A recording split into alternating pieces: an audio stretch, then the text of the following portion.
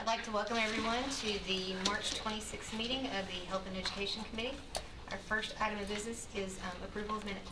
Madam Chairman, I reviewed those minutes. I found them to be in order. Move that we dispense with the reading and that they be adopted. Second. All in favor? Aye. Any opposed? Very good.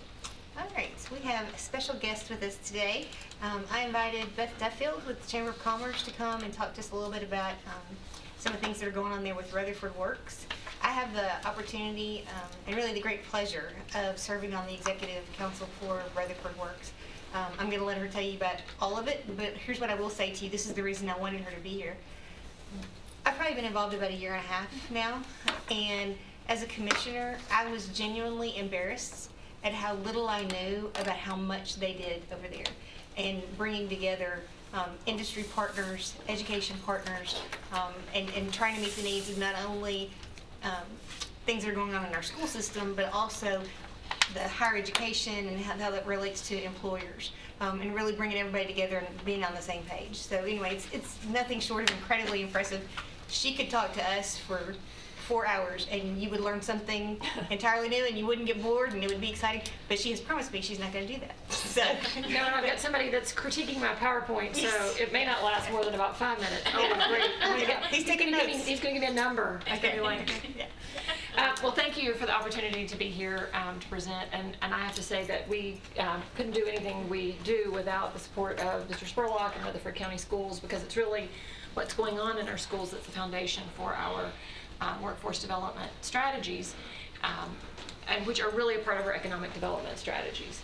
So about 6 years ago, as a part of the public-private partnership that the county funds, Destination Rutherford, workforce development was added to the economic development arm. So coming out of the recession, the feeling from our investors was that we're still doing a good job of bringing companies and growing companies, but we really needed to focus on filling those jobs. So I used to tell Brian Hercules, now I tell Patrick Kamak that they have the easy job, the sexy job. They get to bring the companies, and then I get the hard work of trying to find people to fill those jobs. And so that's Rutherford Works is the economic and workforce development arm under the chamber. And our mission is really, we call it an uncommon partnership between our employers and our educators, because in most communities, these kinds of relationships don't exist. And this has been a long-term plan to develop this. It's taken a long time. I've been at this for about 6 years, and it's taken 3 to 4 years to where we now, on about 8 times a month, sit down and have industry-led council meetings for each of those 5 industry sectors that you see there: construction, healthcare, information technology, manufacturing, and supply chain. And we chose those based on a study that was done in 2015 that gave us the data that showed those are our high growth, high wage, high demand industry sectors for the next 10 years. Of course, that is now, we're about 5 years into that plan. But so that's where we know the jobs are and where the greatest opportunities for our citizens reside. This is just a snapshot of the programs that the chamber supports.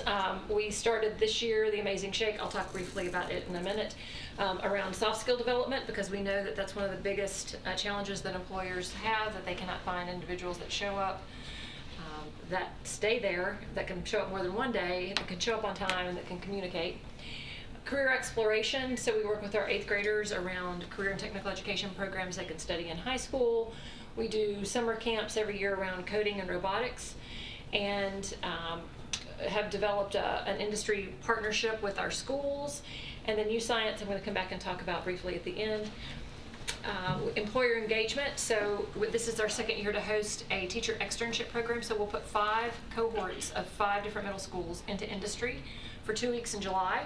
And the intent there is that they leave with a better understanding of the breadth of jobs that are in healthcare, construction, manufacturing, and supply chain, and that they can go back and do a better job of advising students in their middle school about career pathways that they can study in high school and the opportunities that abound. And then our high school internship, the county has been a great supporter of that for the last 5, it's hard to believe this is our 5th summer that we'll employ 44 rising seniors across the county, in county government, city government, in industry. And they work the month of June, 16 hours a week, and then on Fridays they come to the chamber for leadership development programs. And we have received national acclaim for this program. We were invited to the White House summer before last to be a part of President Trump's announcement on internships and apprenticeships. And we're actually being featured in a release that's coming out tomorrow by Georgetown University about workforce development, so I'm excited about that. Hey Beth, tell them who you took with you to your internship.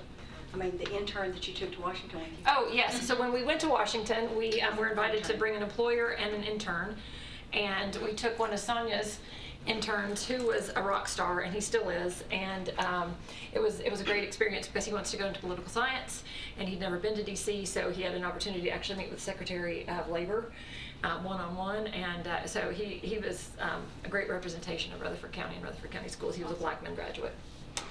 And then our senior hiring event, this is, I've got another slide on that so that I'll wait. Our work ethic distinction.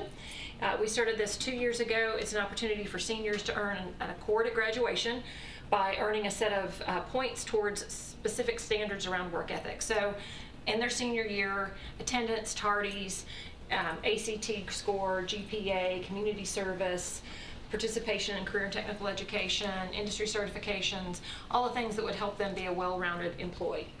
And we have over 70 employers that will guarantee an interview to any senior that comes to them with that distinction. So we're waiting on our final numbers to come in to find out how many seniors will earn that this year. And then ACT Work Keys, I'll talk briefly about at the end. So our Amazing Shake, this is a program that actually started, it's out of a school out of Atlanta, but basically it's teaching students elementary, middle school, interpersonal skills. So teaching a kindergartner to walk up and shake your hand and look you in the eye and have a firm handshake and introduce themselves and ask them about you, have them ask you about yourself. And so Ann Haley, who is our elementary coordinator for Rutherford County Schools, had been involved with this at John Coleman when she was principal there. And there are about 7 elementary schools this past year who had been involved in this, and teaching these is just a part of the everyday process of their school. It's a school philosophy. It's not just a competition. And she asked me if the chamber would host a countywide competition. So we piloted it this year and hosted it in January. We had 7 participating elementary schools. They chose their winners by the middle of December. They got to send 3 students, and we had a 2-day competition. The first day they went to the Nissan Training Center and filmed a commercial for Nissan. I can have Rhonda send you the link. They had 30 minutes to prepare their commercial, and then they were filmed by the Stewart's Creek audio and video production team, and did an amazing job as 5th graders to be able to stand up and give a commercial for an automated vehicle, something they've never seen before. And then we went to Schwann Cosmetics for a etiquette lunch, so where they had to continue conversation as well as eat and not, throw food across the table by accident. And the second day they went to, then that narrowed them down to 10, and the second day they went to Middle Tennessee Electric, and they did a difficult customer conversation and had a panel presentation that they did with Middle Tennessee Electric employees. And then we hosted a business after hours for them, so it was a work the room opportunity. And from that we picked our final 2. They went to Atlanta. Ms. Haley and I took them to Atlanta at the end of February. One young lady from Kittrell and one from Walter Hill, Madeline Heaton, who's here, placed in the top 80 out of 270 individuals, and she was a 5th grader competing against mainly 8th graders. She was also given the Most Spirited Award, and was requested to be a part of a commercial that was on Facebook, where she and one other young lady were talking about the Amazing Shake competition and what it taught them, and Rutherford County was very well represented. As I mentioned, the high school internship. So this year we had 180 applicants for 44 positions, and we have all of those. We're waiting on 2 students to get back with us, but they'll be working the month of June. And then our senior hiring event.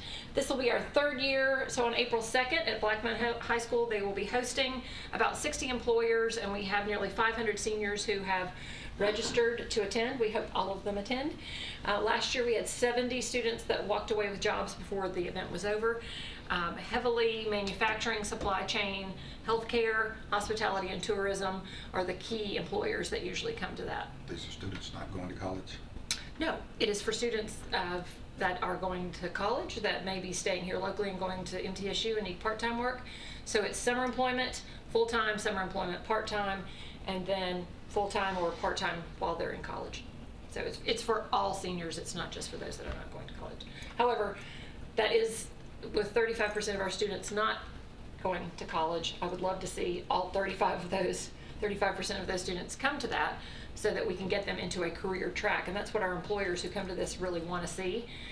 They love seeing the best and brightest of Rutherford County, but they also know that there's some students out there that could benefit from finding a career at Ingram, finding a career at Nissan, finding a career, even one of our healthcare providers feel that where they will do on-the-job training. Can I ask a question? Yes, On your high school initiative, you said you had 44. 44 jobs. Why is it not 50, 60, 70? Well, so we recruit from the employers in the fall, and I'll tell you, we've started with 20 the first year.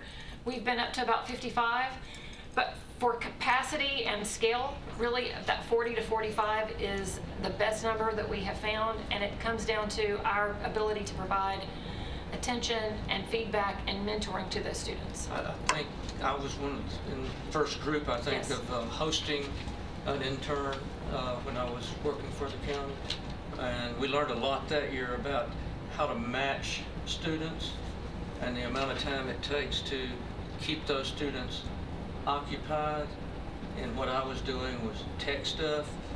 I don't know that the intern, that she was all that interested in the tech stuff, but we did, in order to keep her occupied, she became certified and through all the FEMA ICS classes. If she's ever in an emergency situation, She's she's good to gone go. through ICS 200, 300, 700, 800, and Wiz does that. Amazingly sharp young lady, but it does take on the employer's part, as well as we learned some stuff about matching up. So it really takes a lot of So the effort. first year we tried to match based on what the student was interested in. We learned very quickly that the employer, so it's a 2/3 employer match to the 1/3 of the chamber. So the chamber's paying 1/3 of their salary, which is about $500. The employer's paying $1,000 per student, which is still a bargain when you consider the number of hours that they're working. And so now we allow the employers, we accept 10 applicants per position. So there were two Rutherford County IT positions and one HR, Two two HR. Sonia had up to 20 applicants for those two positions, and she got to interview 6, so 3 students per position. And we send her all the applications, and she chooses the 3 she wants to interview, and then we facilitate that at the chamber. So even with the 44 positions, we had somewhere near 120 interviews in about 3 weeks. That's like way too much HR for us. So, and then when it comes to the actual internship in June, with those trainings on Friday, we want to be able to give them meaningful experiences. And there are only 2 of us that work in this department, and so we really can't expand beyond that to really have a significant impact. However, in our schools, students in their senior year can register for a 1-credit work-based learning class where they can go and do work-based learning in their related pathway of study. It used to be co-op. Now they actually get a 1-credit for that, and they have a soft skill and career portfolio that they create as a part of that 1-credit class in addition to their paid work experience. Where do you get your funding from? For the internship, that is No, the funding for your programs. it's part of the Destination Rutherford, so that's the public-private partnership that the county and the city and our employers pay and fund each about 4 or 5 times a year, every 4 years, excuse me. And sometimes you get grants, like with the teacher externship last year. Right, the teacher externship, we actually had a grant from Department of Economic Development for work-based learning, and rather than focus on students, we used that to start this program with our teachers, because we've really discovered that it's vital that our educators, counselors, and administrators who have been in education their whole life get a different purview of what's available in industry to help our students make better choices. And also too, they cultivated relationships, and so those are ongoing relationships Right. that they've maintained. And so now they've done field trips to those locations, and teachers have figured out ways to take that experience and roll that into their curriculum, into their lesson planning. And so it's, I love that. I mean, Beth is covering a lot of ground, but there's a deep dive you could go on every. And I'll one be of happy these to pieces. deep dive as Yeah. far as you want me to deep on an individual basis, whatever I can do to help. Are you talking to the counselors? schools counselors Not about enough. about this? Not enough. We need to do a better job of that. I don't think you are reaching some of them. I know we're not. Okay. So we've got to do a better job of that. And the reason I say that, it goes back particularly to that 35%. So how are we helping all of our students in Rutherford County be successful is really what I want to try to focus on. So I mentioned there was a logo on the previous slide for programs that talked about ACT work keys, and this is the short version. So ACT, if you think about the challenge with workforce development, we have a supply and demand at 2.3, whatever the current unemployment rate is. We just don't have enough people in the talent pool. We don't actually have enough people in the labor force that are actively participating to fill the jobs that we have. So Tennessee as a whole has has the 9th lowest labor participation rate of any state in the country, which means we have a lot of people in our state, in our county, that could be working and aren't. And I can't tell you the reasons why they aren't, other than disability and other designations. They're out of the labor pool. So they don't even get counted in that unemployment number. So with the supply and demand initiative, we've got to look at things differently. And I talk to our employers with those councils every month about looking at every possible talent pool that we can find to put people back to work and into meaningful work. And so ACT, so of course you know them for college readiness and the ACT test that our juniors take every year. But over the last 20 years, they've also worked on the workforce side. And long story short, they have developed a set of assessments that you see up there on the right based on doing job analysis and research, that these assessments measure an individual's work readiness in a number of areas. We focus on 3: reading for information or workplace documents, locating information or digital literacy, and applied mathematics, which is about 8th or 9th grade math, somewhere in there. And if individuals take those 3 assessments, they can earn what's called a National Career Readiness Certificate. So the 3 assessments, math, workplace documents, and graphic literacy, they're scored on a range of 3 to 6 or 3 to 7.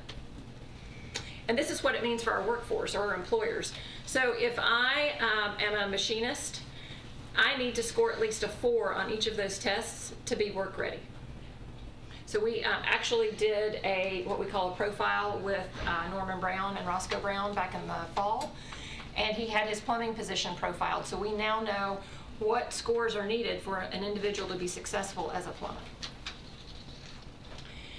Why this is important to the county, outside of the individual opportunities for students and adults, is the fact that from an economic development standpoint, Site Selector magazine now includes the number of National Career Readiness Certificates that a community holds as a part of his overall economic health.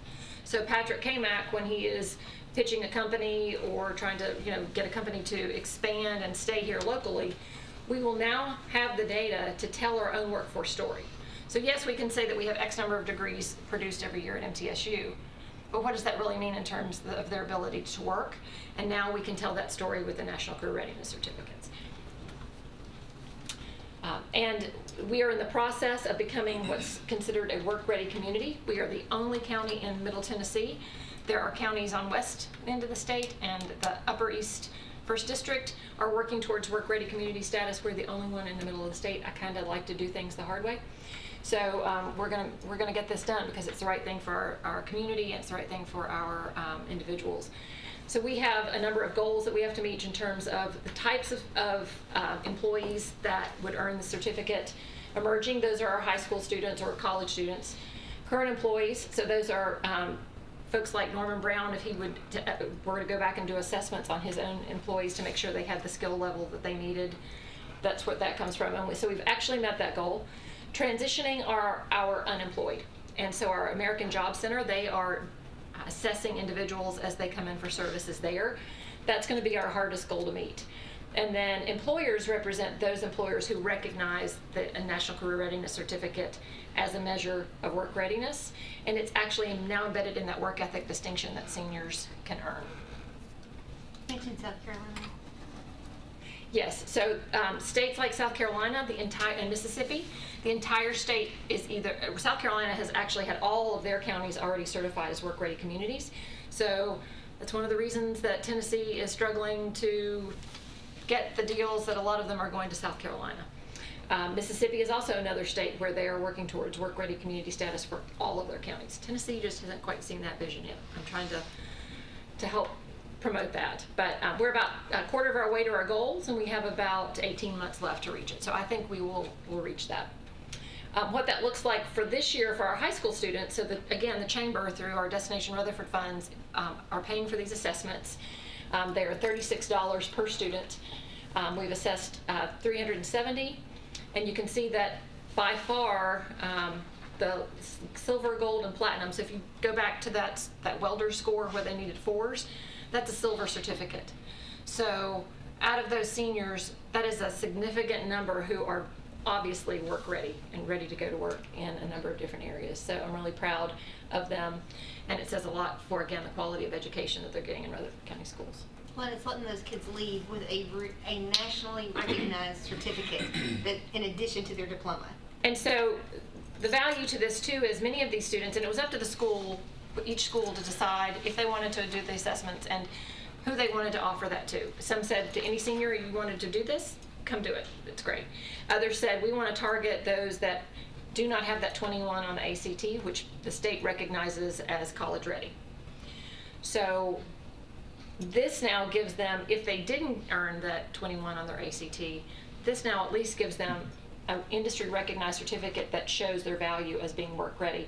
So we had students that earned a 13 or a 14 on their ACT, that earned a silver or a gold on the ACT work ready certificate. So hopefully that gives them a boost in saying, you know, I am capable. Maybe I'm not great at taking that test, but I am great at doing this, and I can be successful in employment. And Beth, correct me if I'm wrong, but on the ACT Work Ready, it's different than the traditional ACT. On the ACT Work Ready, they can retest in a specific area where they were low. If they were Right. low in math, they can retake that and work that number up. Right, so we had a number of students at all of the schools that maybe missed a gold by one of the tests. They scored a 5, a 5, and a 4. So we went back in and retested on just that one area to hopefully help them boost that. Or for students that maybe missed one, they didn't score high enough on one of them to even get a certificate, we've retested so that they could earn that certificate. And this, again, the difference between it and the ACT college test is ACT college is measuring college readiness. This is measuring work readiness. And then finally, U-Science. Do they know anything at all about U-Science? Probably not. So I'm going to give these out to you. U-Science is an online assessment that measures not only interest in careers, but aptitude in careers. So most of the inventories that are out there measure just interest. So for our students, if they haven't been exposed to careers, any of those careers in our high five sectors, in manufacturing or IT or supply chain or healthcare or construction, they're not going to be interested in them because they have no point of reference.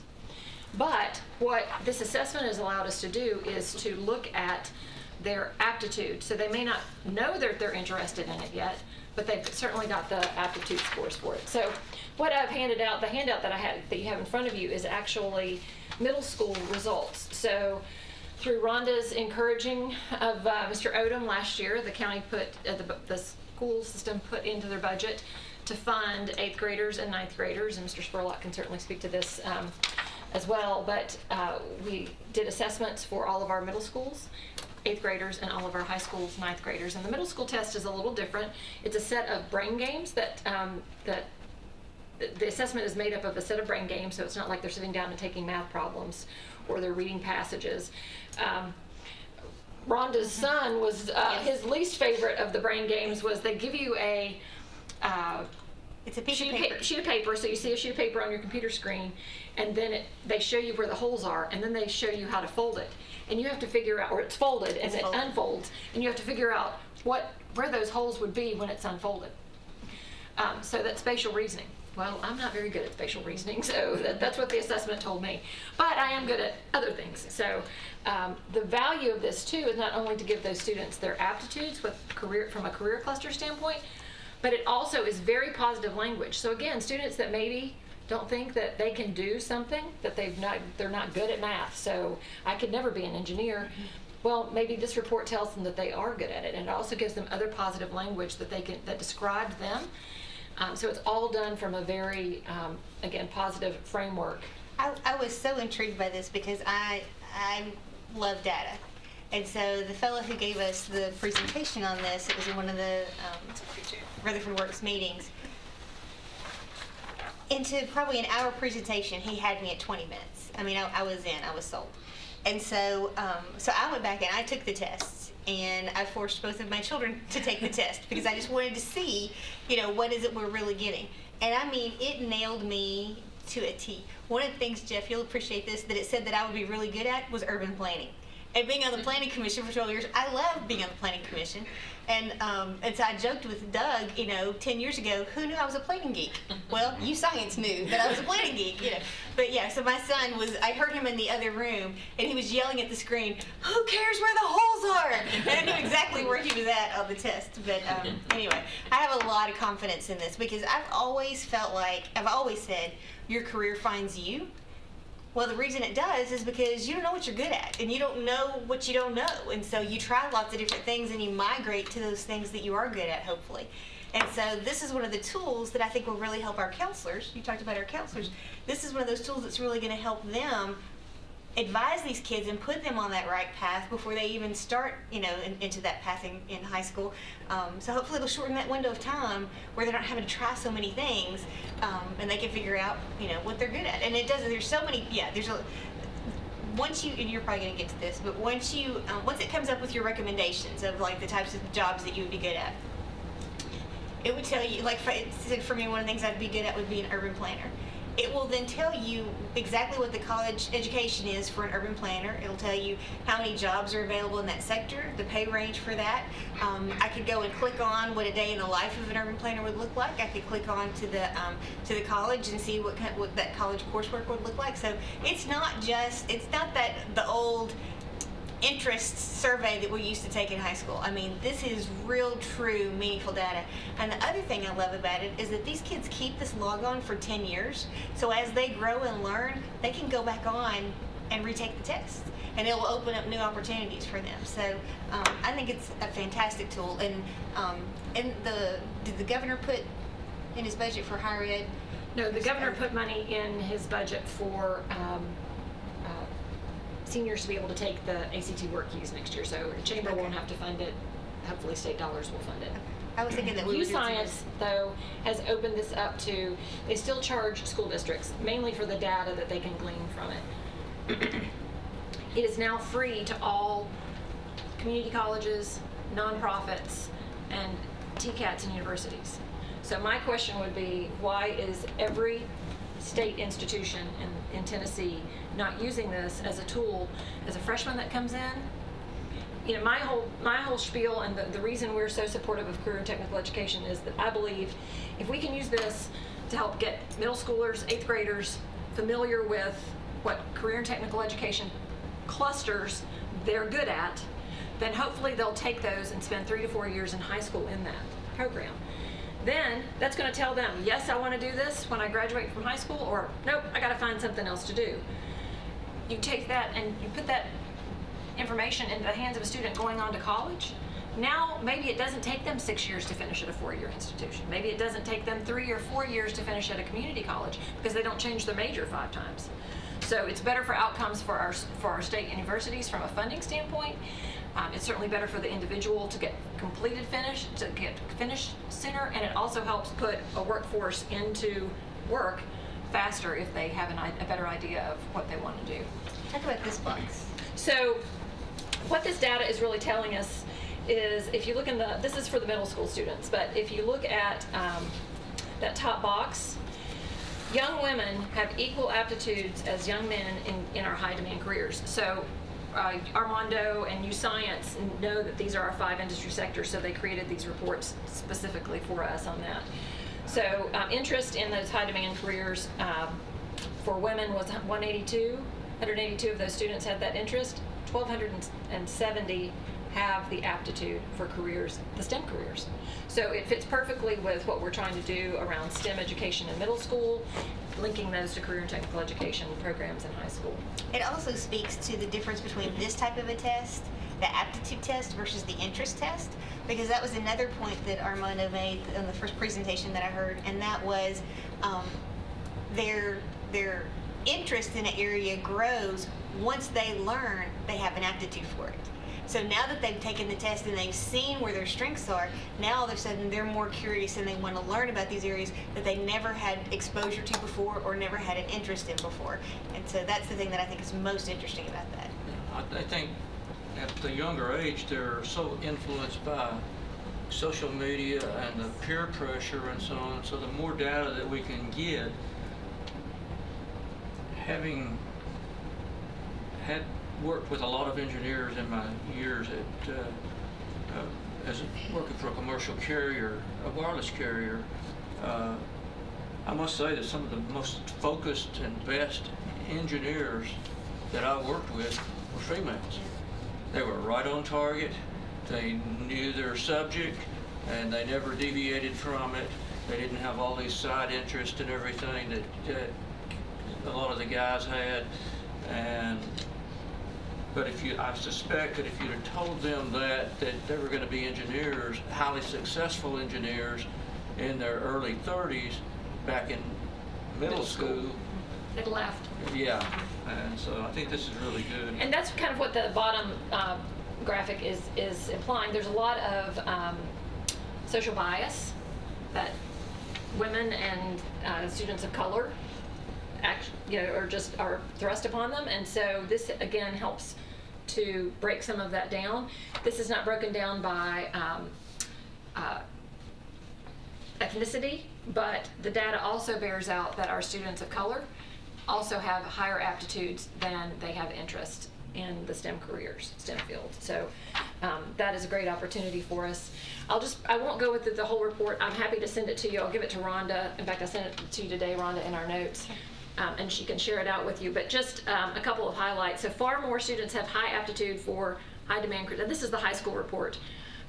So most often that is caused by an exposure gap. Students just aren't exposed to careers in IT, communications. They don't know what that looks like. They don't know nobody knows what supply chain is. I've now been in and out of many distribution centers and if you go on a tour of Nissan, you see the little AGV robots. I mean, that's supply chain right there, on-time delivery, but it's still hard for us to grasp really what that industry all entails.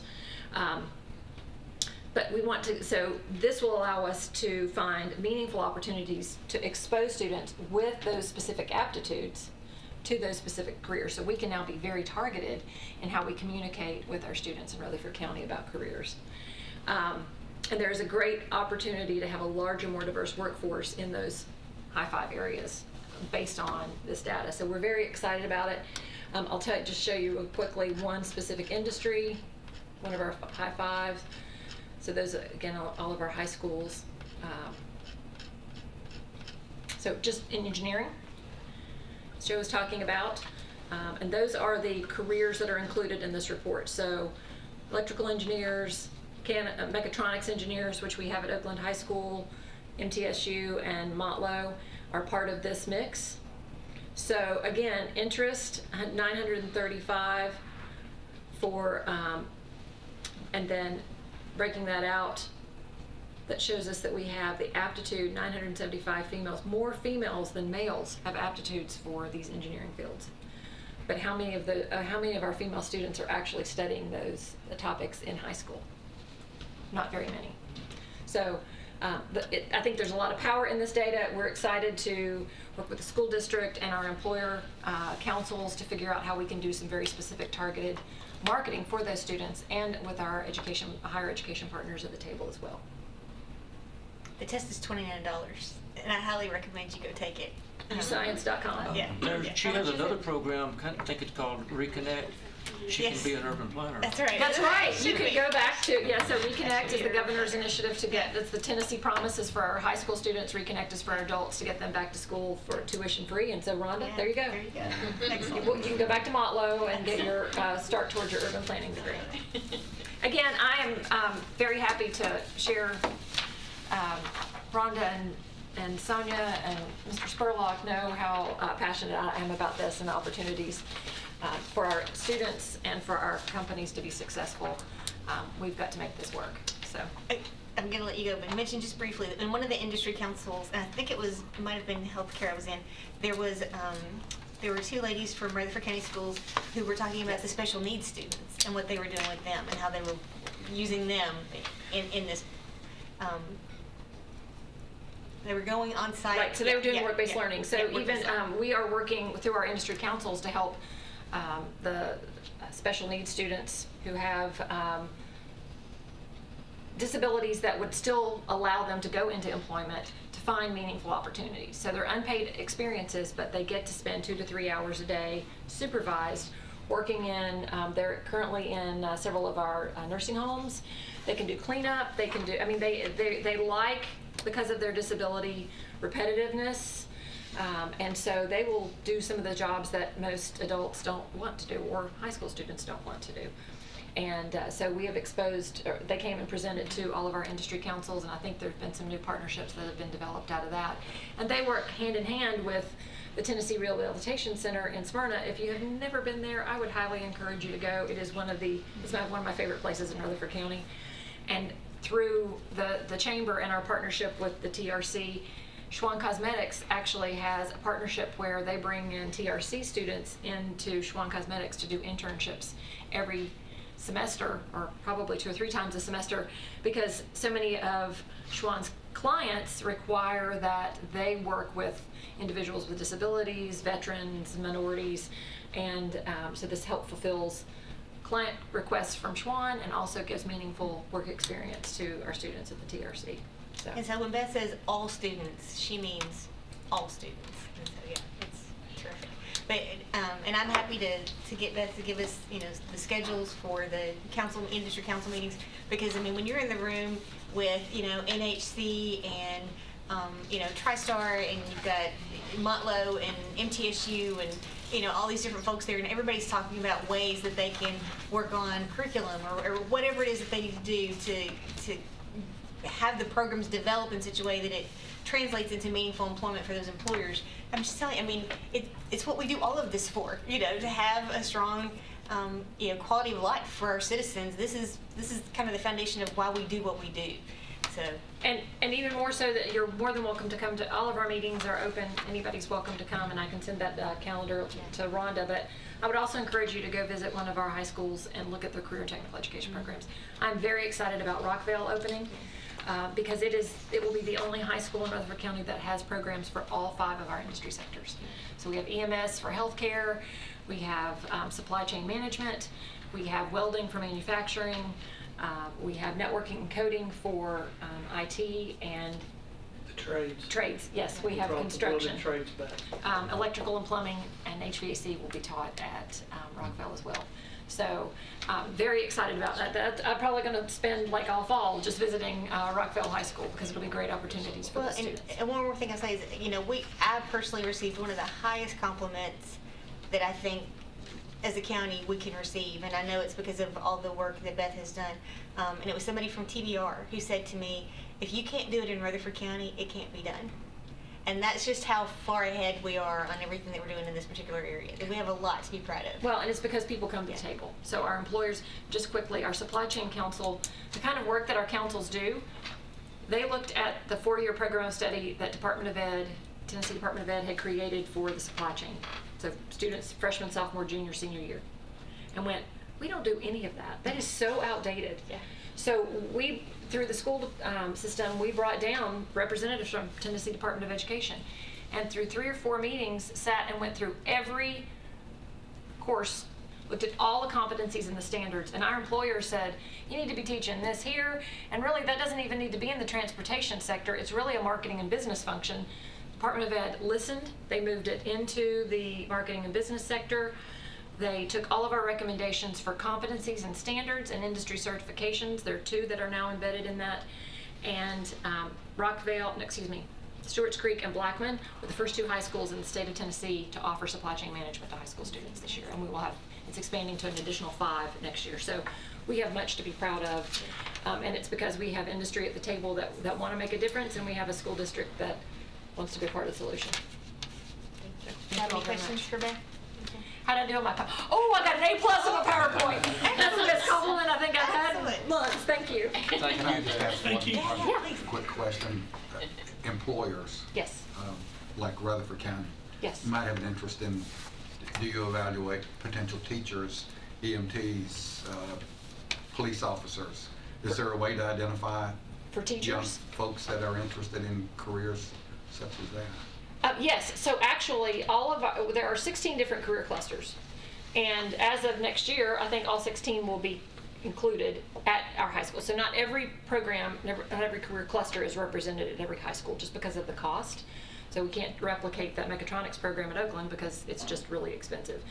And we can start those 5 new programs at Rockville because as a part of the building, you can add the equipment in there, that one-time expense. Our other big challenge is finding teachers. So bringing folks out of industry where they can make 3 times what they can probably make as a teacher. You have to have very special people who see the value of what they're doing and want to give back and be a part of that teaching experience for those students. But with that said, we have criminal justice that's taught. If you go to Stewart's Creek, their criminal justice classroom has a full courtroom built into it. We teach, again, nursing, IT, I'm trying to think of all the county offices. HR is now part of the business pathway, marketing and communications. So yes, we do, those programs are offered in our high schools. We just had to narrow our focus, and even 5 is not very narrow, but that's why we chose those 5 to focus on. The reason I asked that question is because there's a lot of folks that don't know that they would make a good teacher. And if there's a way to identify that and get a career that they might be happy in. Yes, I'd rather so- see someone that is brought through that particular system at a young age than to get into teaching and 2 or 3 years into it say, this is not for me. So teaching as a profession on the high school profile for U-Science is actually one of the things that shows up. What's interesting though, just like on the middle school where social sciences or social, more of the arts and science piece, or the art side of it, not so much the science, is what young women gravitate to. In high school, teaching sociology, psychology, those are what they gravitate to from an interest standpoint. But based on the Rutherford County data, we have a whole lot more interested in teaching than actually have the aptitude for teaching.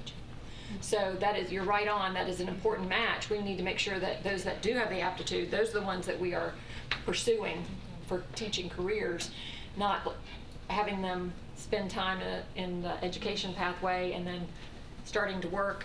As I heard one of our middle school teachers, principals say, get a new teacher in and train them, and 2.5 years in, they decide this is not for them and they leave. So that's a lot of dollars spent on everybody. So yeah, I think this has great potential to do a much better job of helping people find those careers, particularly in teaching where we have a great need. Excellent.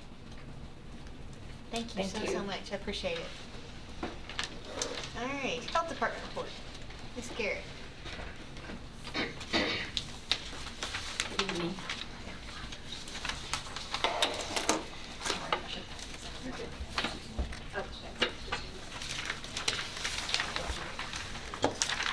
All right, first I have my February report to present to you guys. I have a couple of updates.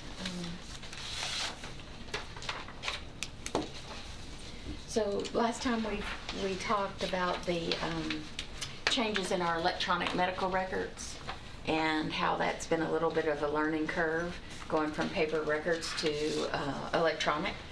But we're slowly catching up. We're probably about 75% of our patients seen in the clinic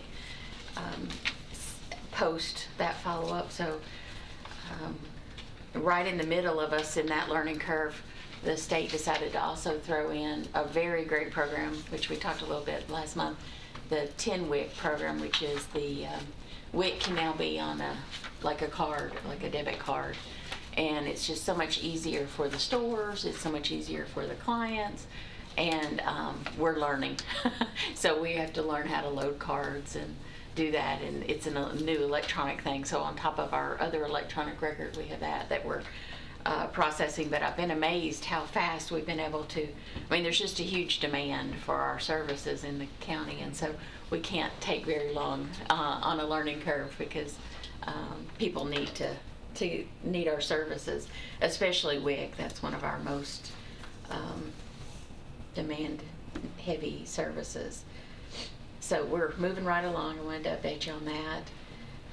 We met with a new group to do the poverty simulation. We've talked about that before, where we just kind of take groups of, sometimes it's teachers, sometimes it's students. This time it was academic advisors at MTSU, and we walk them through faux challenges that someone in poverty might be experiencing, kind of just help remind people some of the challenges that people go through. So we did that with MTSU academic advisors, and this month. We have a program on here called HUGS, and that stands for Help Us Grow Successfully. And it's getting rebranded, and some changes are coming to that. And so you'll see those numbers start to drop off, because we're closing out those cases. In April, it gets the new name and new requirements of who qualifies for it and all that. So we'll change that. It's going to be called CHANT. And that's about helping, I can't remember what all the letters mean, but healthy children. And we work with pregnant women and children up to age 5 in those programs. Just to mark your calendars, June 2nd through the 4th, we have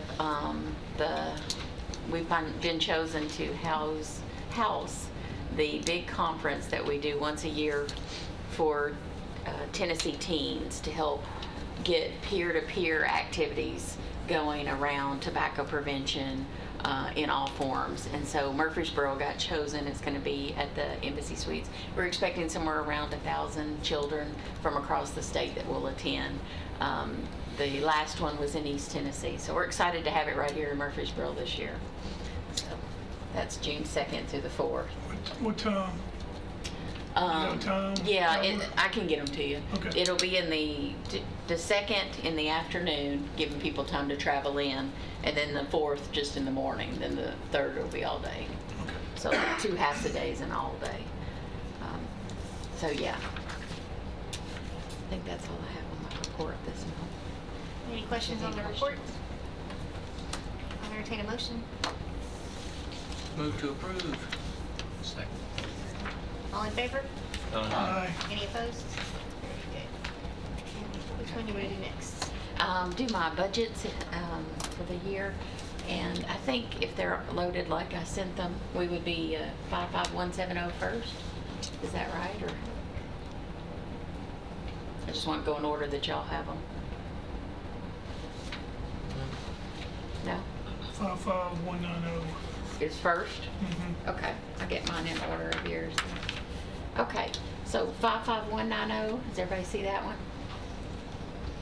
Where? Oh, I see. I'm sorry. Yes, I see. Yes. Is that the first one?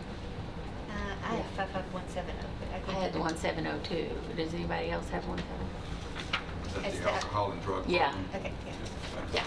Okay. Alcohol and drugs. Alcohol and drugs, 55170. So this is where Miss Nolan and I have put the tobacco funds that we received. There wasn't really a budget line item for tobacco, so we thought this was close to the alcohol and drug program. So that's where this funding is. We will probably be spending some more of this on other programming that we're working on with the state and the county as a combo. And whatever we don't spend will roll over. This was stuff that was money that was given to us from the state through the tobacco settlement dollars. So we're still just using that. It was supposed to only last a year, and we've been good stewards of our dollars, and we've made it last a little bit longer than that. So, and go to the next one. Is that okay? Next one, but dental health. Sure. Dental health. What's the bottom line on that? What's Oh. our, for some reason my screen has gone dark, but Oh. what's the bottom line on that? The proposed budget? Yes, 78,353. That's kind of the same as it was last year. Yeah, well, Yeah, we had a little bit more. We had 85,000 last year. And all those are state funds. Yes, yes. Thank you. Uh-huh. And then the next one you said was dental? Okay.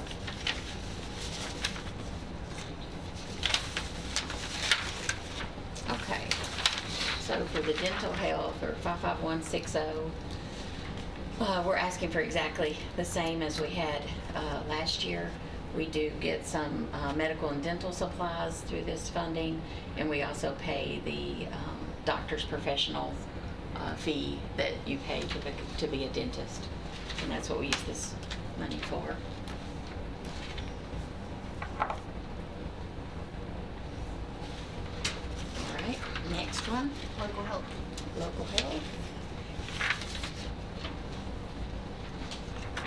55110. Okay, so 55110 is our Foley County paid budget, and For the new commissioners, will you explain to them how your budget works? yes, yes. So my operating budget is about $5.2 million. The biggest portion of that comes from the state. We get this 692,000 we get directly from the county. Then there's another budget in here you'll see that is the next one on the doc, and it's 55190, and it's other health services. It's a contract with the state, so every bit of that is reimbursable. We just send in a monthly bill that Ms. Nolan's office prepares, and I sign off, and then the state sends a check back for that. So it's passed through. Yes, so pass through. So for the county general one that we were on, the local health, I have moved some things around, but actually my overall ask is a little bit less than what I had asked for last year. There's a few things that I went down on, but then up in other areas to kind of try to be good steward of the funds. And then you'll have some areas that just automatically increase with the wages and Right. all that. Right. There's no control over that. Yes. No additional personnel needed? Yeah, so we moved some funds around, and we're going to do 2 reclasses of positions that we currently have to make them more appropriate for what we are, what we're asking them to do.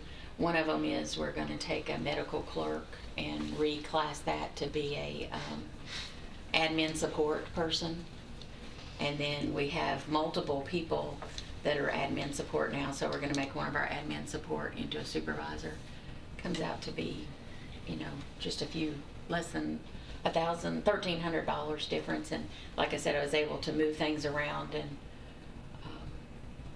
make that work. So you're adding personnel, you're gonna change some job titles, but you're Right. actually gonna fill those job titles and then backfill. So you're adding personnel. One of them is vacant, and one of them has somebody in it. Okay. Yes. So you'll end up with more people next year than, No, I already have those 2 positions. I'm just what the state calls reclass. What's the appropriate term? Yes, Same thing. Reclass. so you're really not growing? Right. I'm not asking for any new positions from you guys. We are getting some new positions on that state contract. The state's going to fund those and carry those. So the bottom line, you're about 30,000, you're asking for about 30,000 less than your amended budget for this year, if I read these numbers right. Right. And we still have those 2 reclasses in there that I'm able to do. You're gonna be able to get by with that? Yeah, I'm going to try. I bet she'd Are take you more than getting your any more girlfriend. money from the state with your budget? Pardon me, sir? Are you getting any more money with the state? Yeah, well, we're getting these positions, like I said, that new program's being switched from Hugs to Chant, and the state's adding a supervisory position there for that. The state also added another nurse to ours. The state reclassed a couple of our positions for, again, it's like she was saying, healthcare is difficult to fill positions, so we need to be competitive in that area. So, I kind of go back to maybe even the report a little bit. You've got,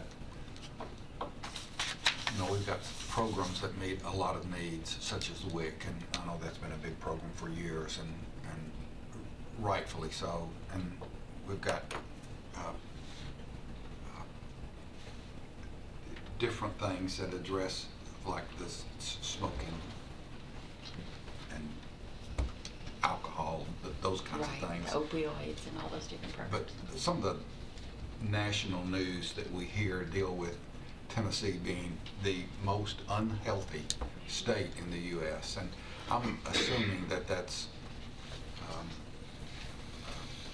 such things as obesity and those kinds of things, I'm assuming. And I may be reading that wrong.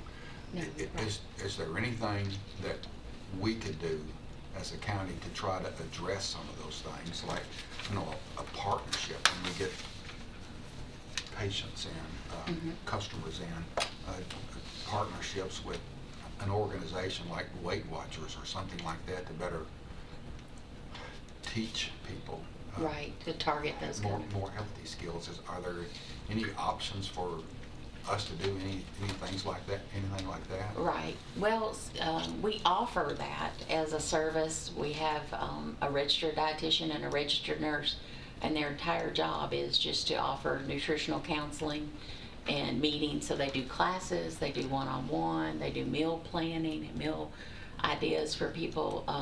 So we offer that to our clients who come in. But you're right, it is still a huge issue in our community. We're going in the right direction, in some areas, but we're still having issues with obesity. We're still got 20% of our population that uses tobacco products, and 11% of those that are pregnant and use tobacco products.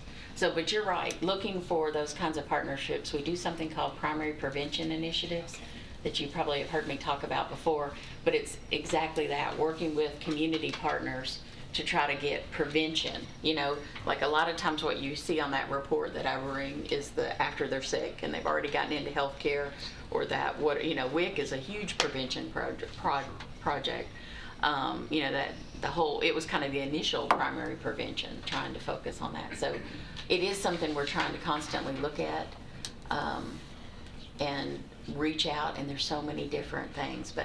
And another thing that makes us very unhealthy as a state is the high rate of prescriptions written for opioids or narcotics, controlled substances.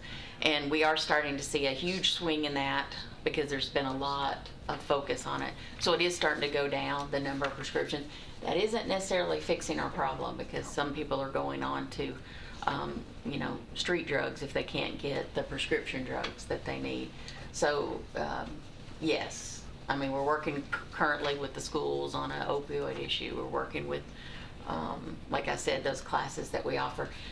We have tried offering those classes, everything, weekends, nights, at the school. Like, so when the teachers get off work, if they want to just come to one of the healthy, we call them lifestyle balance, just learning about how to have a balanced, healthy life.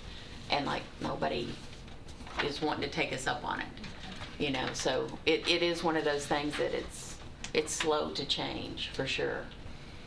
But I appreciate the idea that we do have to continue to reach out. We keep hearing about it, on local news, Yes. TVs, about how unhealthy Tennesseans are. Yeah. And I just wondered if there was a program that we could utilize Right. and also get feedback as to how successful we are. Some of the things that we've talked about in the past, it's really neat to offer a program, but we need Yeah. quantifiable Absolutely. results as to Absolutely. are they successful or are they not, and Right. and are we reaching people, Yeah. and the whole thought process about the health department. Yeah. We're advertised as being unhealthy, so are there other things that we could do? Are there? And you've explained some of the things that you're doing, Right. but are they working? And Right. if they're not working, are there other things that we can do to try to Exactly. So most, 90% of our prevention projects, some of our, 90% of them are evidence-based. So we have data showing either they're successful or they didn't work, and we move on from that. There is about 10% that I call kind of community partner projects. You know, somebody wants to have a health fair. We know health fairs really don't change the health of anyone. They're more just about being seen and knowing what's in the community and that kind of thing. But they're not really going to move the needle on people being obese or people using tobacco products. So, but 10% of that, we probably do some of that to be seen and know, people know how to connect to us and how we can connect them to services. And, you know, on the one hand, we've got this obesity issue, but then we also have this issue of not enough food or not enough understanding of how to use food or quality of food.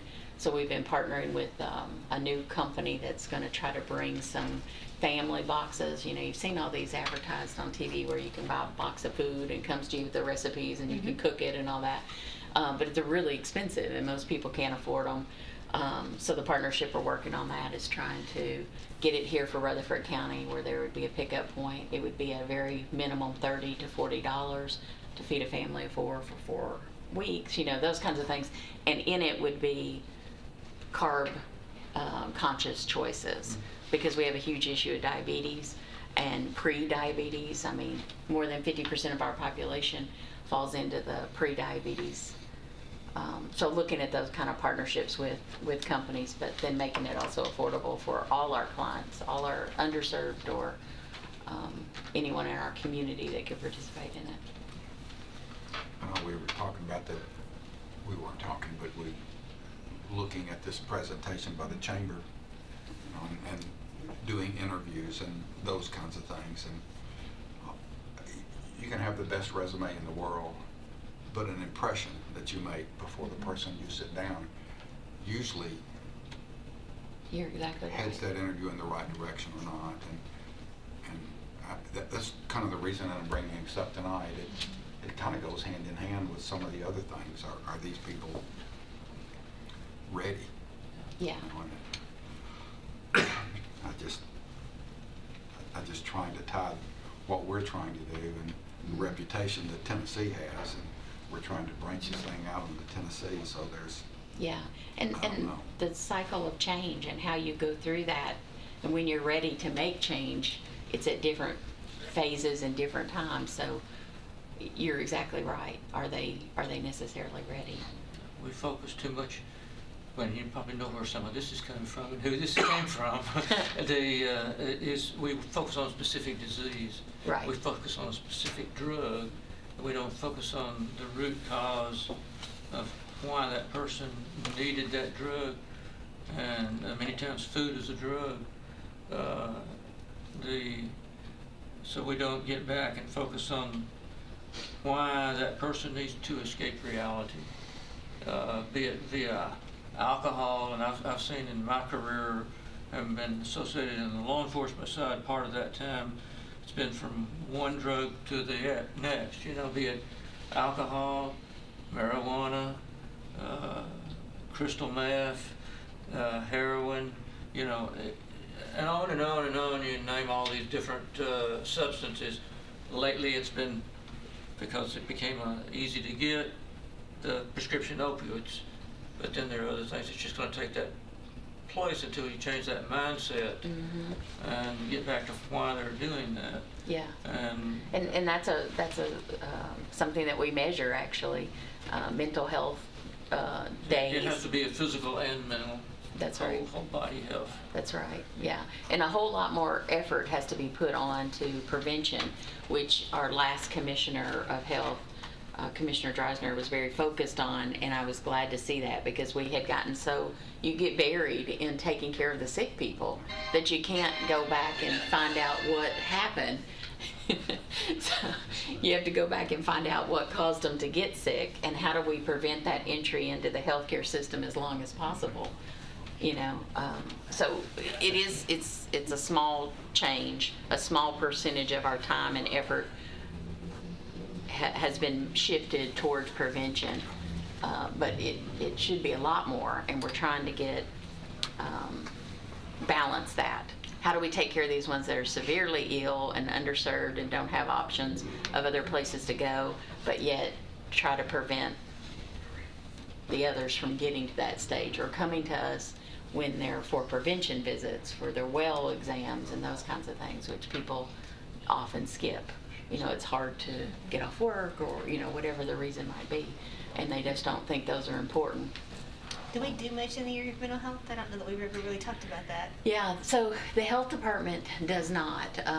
There's a whole state agency for mental health, but at the health department we do not. Okay. So we do some partnerships with them on certain things, suicide prevention and lots of things on the prevention end of that, on mental health.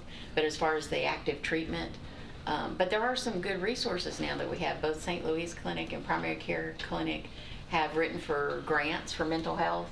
And so they have mental health available practitioners and doctors, counseling, all that kind of medicines, all that goes along with that. That we haven't had for years, and they now have that on board, and that's on a sliding scale, and for people who are underserved and people who have insurance all the way through. So Is we that have some through- good resources available. Is that through the health department here? Do you have an office here for them, For mental health? no, it's separate from the mental health is its own state agency, Department of Mental Health. Okay, do we have an agency here? No, it's in the state, but they I know they in fund. the state, do we have a satellite office here? No, not by itself. They fund several programs in our county, one of them being the Prevention Coalition, and they do a ton with mental health dollars. And we have some resource people who are assigned to our county, but they're also assigned to 7 or 8 other counties. So they're available, but they're not necessarily right here in our community. So if you had somebody come in that was seeking traditional services you would provide, and you felt like you were encountering somebody who was having Right. a mental health crisis, what And would we you- do that. what We would you do that. So we have a crisis team that we can call. So if it's a real crisis, they'll come out and help us. If it's something that we feel like this is something that needs to be addressed, we can do some basic beginning stuff and then get them referred to the right place. But we do have a crisis team, and we unfortunately have to call them pretty often. As a county employee, you're exposed to a lot of the wellness programs and challenges and things like that that Cigna tries to do Yes. to promote wellness. And I know they have like competitions from time to time with, you know, different incentives.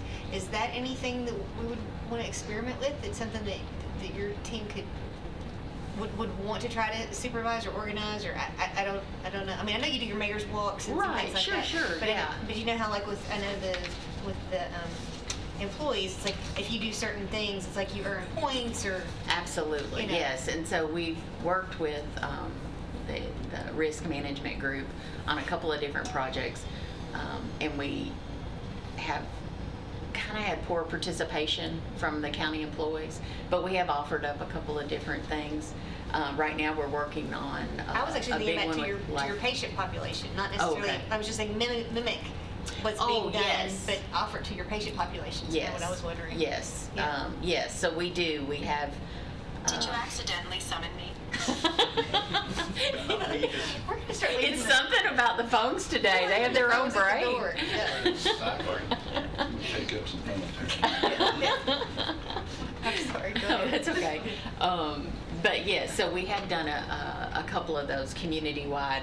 Williamson County, I was interested to see they had done a contest like that. And at the end of the period, I think it was 6 weeks, it was a walking contest. And people had to record it on certain devices where it could not be, you could not cheat and those kinds of things. And they got a grant to fund everybody who participated in having one of these kind of, you know, watches or whatever you call them to measure. Yeah. And so I had sent out a filler to say, how did you do that? Who was the grant? You know, Yeah. those kinds of things. Because I thought that was kind of a neat concept. But yeah, the exact same idea, Yeah. trying to do that. Dana, Yes. Chairman, Dana, me and you've had meetings and we talked about education, drug education for younger kids. We've had several meetings. Absolutely. Now, I am a strong supporter of drug education. And I've talked to Director Spurlock, and I think we're all on the same length. What I'm concerned with, do you have, I know that we have talked about funding, and we're good, but are you gonna be okay for next year as well? Right. Because, I mean, some of the programs that we were looking at, we had to go for the budget committee and ask them, and I mean, there's some grants. Right. But I'm seeing that you're cutting money, and to me, as a commissioner, we have to be so budget conscious. There's just some things I'm not gonna budge on, Right. personally.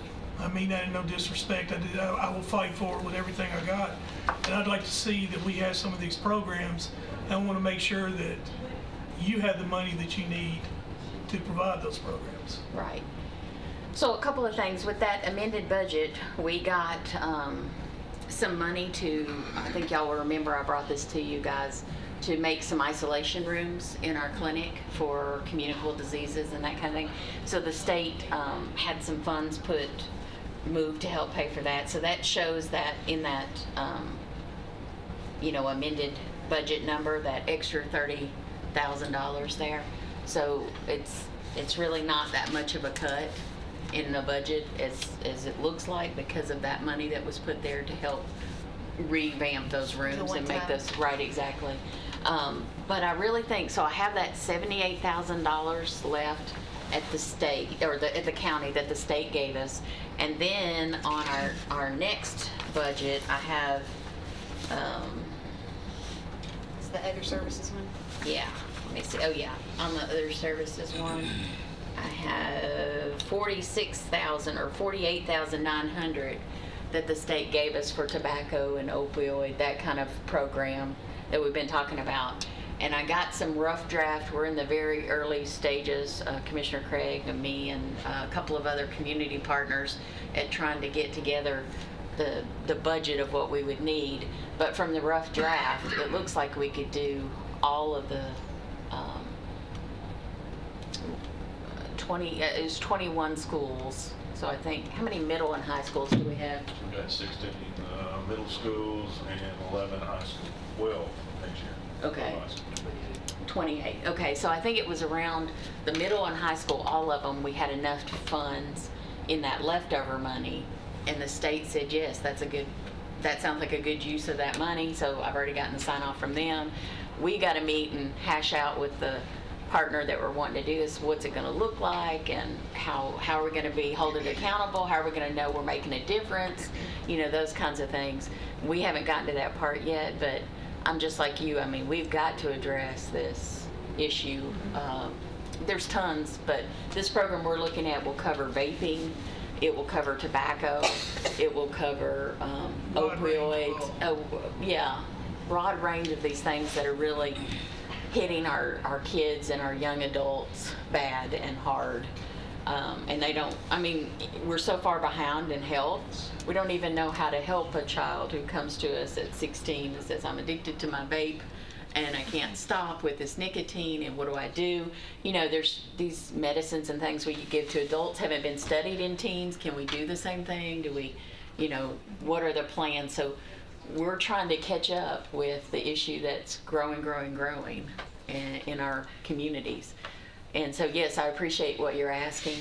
And I honestly have thought a lot about this and looked at all my funds to try to figure out, is this going to be, enough for what we're wanting to do? And I think we have enough in there.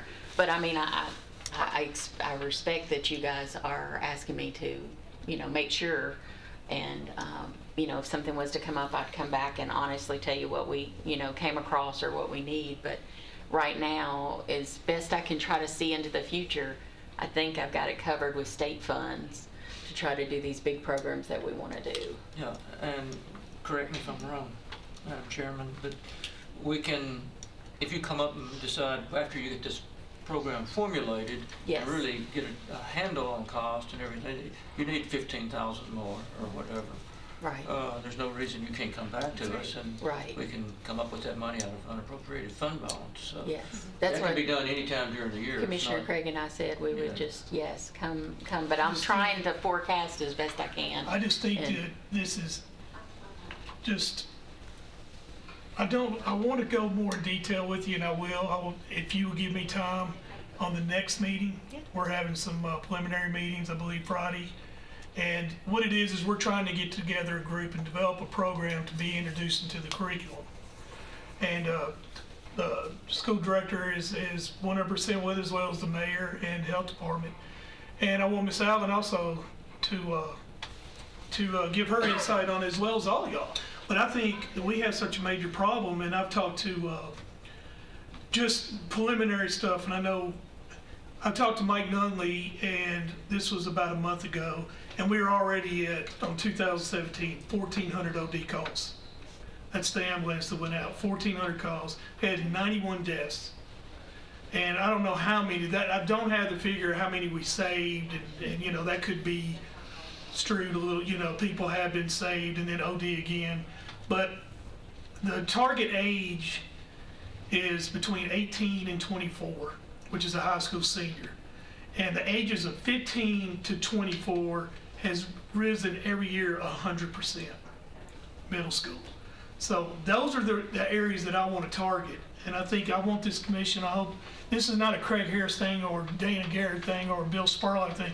This is Rutherford County, and I think that we have to address this. I mean, Right. So I appreciate everything you've done. Yeah. Actually, I really appreciate it. Thank you. I appreciate y'all's support. I really do. And you'll be proud to know this gentleman that we're talking to, partnering possibly, has been doing this curriculum in other states and has had some glowing, data coming back showing how effective the program has been. So if it works itself out to be the one that we choose to use, I think it's showing in other states that it's been very successful. And he will also be open for us to input our ideas on as well. I mean, it's Absolutely, not yeah. like we're just taking a program. We're going to take pieces of programs Right. and try to put them together. Yeah, So and what- that are evidence-based and we know will help us get results. So what is the funding used for? Is it for training teachers? Is it for curriculum? Is it for what? Curriculum for a lot of that, yeah. Curriculum is a lot of that. There is part of that package is usually involves teachers. This one program we're looking at that we're talking about adding pieces and stuff, but he has a parent academy where parents go through some training online. They come to a one-day, kind of not a whole day, but like I call them pep rallies, like everybody and that kind of thing. And then they have the assembly, that's what's called, the assembly for kids and the different ages and focused on the different issues. And they have some people who have made those choices come in and talk about how bad that was. And, so they hit it from all the different angles, which is one of the things I like, because we got to hit it as hard as they're getting hit with the commercials and the peer pressure and all that. We've got to hit them just as hard with our education and programming. Any more questions for Ms. Garrett? Did we go over all the? Yeah, and the last one, that other services, is just the pure state one that they reimburse us all for. Madam Chairman, I move that we forward budget recommendation onto our budget committee with a positive recommendation. Second. Okay. All right. All in favor? Aye. Anybody opposed? Thank you so much. Thank you, guys. Yeah. Yes. I want to go back to the WIC program. That Yes, could of go along course. with our drug problems too as well. I know in the past, and being a police officer, I've ran into when I've questioned people, folks here, and I've had a couple of these to happen. With this new program you've got on the WIC, I know in the past, I had one guy tell me, oh, I can get a WIC card, a $100 WIC card for $50 on the street. Would this new program help in that or are we still having that type of problem? Well, the state has entire team devoted to looking for those kinds of things. They search cell sites and those kinds of things to try to. But every single person that comes in, they have to sign a waiver. This WIC card, it's much easier to use the the paper ones kind of falsely than it is with these card ones. They have a lot of security. I Your think it should system make will it, help a little bit. yes, I think it will make it much better. I think it will make it On much the better. street, working on the street, as a police officer and everything, I ran, they'll swap drugs for them I and know. everything else. I know. And I just, misuse of county funds and everything, not us, but Right. being misused our programs. We're trying to help people. Absolutely, And yeah. some are taking advantage of it. Yeah, they do try to really fight that, and they'll occasionally find something, and then when they do, if they find out that's happened, you're forever banned from the program. So, most people aren't, but Yeah, you're right. most You do people run do. into I mean, that. they follow. We're probably 5 or 6 years behind most of the states around us. Kentucky went to the card 10 years ago. Alabama went to the card, 4 or 5 years ago. So we're pretty far behind and still having those paper vouchers. And across the state, we're not there yet. Mid-Cumberland, or where we are, got it first. And so we're doing that, using that card. The stores are loving it. They get $400,000 worth of WIC vouchers redeemed in our county every month. So yeah, it's amazing all the funds that come through with that. But I think that card will help protect it a little bit more. Also, yeah, Yeah, sounds good. it still can be misused, of course, but you have to Thank work you. harder at it. Thank you. Thank you, guys. I appreciate your support We again. appreciate you. Okay, community cares, next on our report. Oh, do we not do We that? approved the budgets. Okay. Oh. We need a motion to approve this case report. Did we do that? So I was thinking to do that motion. We did, never mind. We did, never mind. So I was like, I remember that. Yeah, happened. I just do what Becky tells me. That's right. If we did it twice, it's okay. That's right. That's right. Okay, the community care report's on your iPad. I hope everybody's had a chance to take a look at that. Ms. Carroll, do you have anything you want to point out on that? No, it's going pretty good right now. We're still working on getting our 5th star. Okay. And we're still needing to hire more nursing staff, so if you know a nurse that wants a job, tell them to call community care. That's right. Yep. All Move right. to approve the report, Madam Chairman. Second. All in favor? Aye. Any opposed? Very good. Special projects, Ms. Jolly.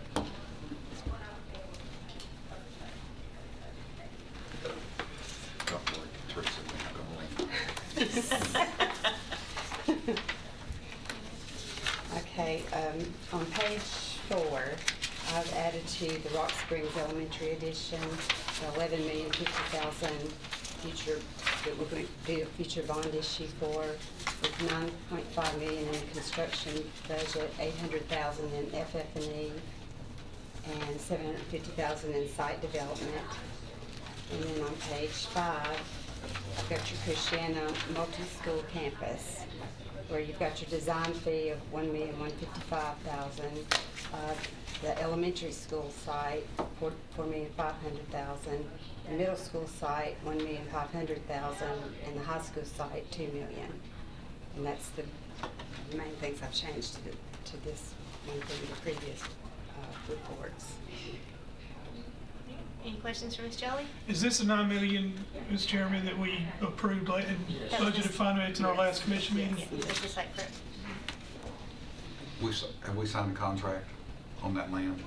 We're looking about April of 5th, I think it is. We'll be signing the contract. What are we looking at? Still doing some feasibility work on it? I think we're looking at, currently looking at, what is it, water with CED? Oh, you're talking about Christiana? Yeah, Christiana. Look, When we come up, I can bring I'm it to sorry. speak. I told you I wasn't gonna leave. All right. There's no questions for Ms. Jolly. I'll entertain a motion. So Move to approve. Second. All right, all in favor? Aye. Any opposed? Very good. Thanks, Teresa. All right, school board. all right, school board.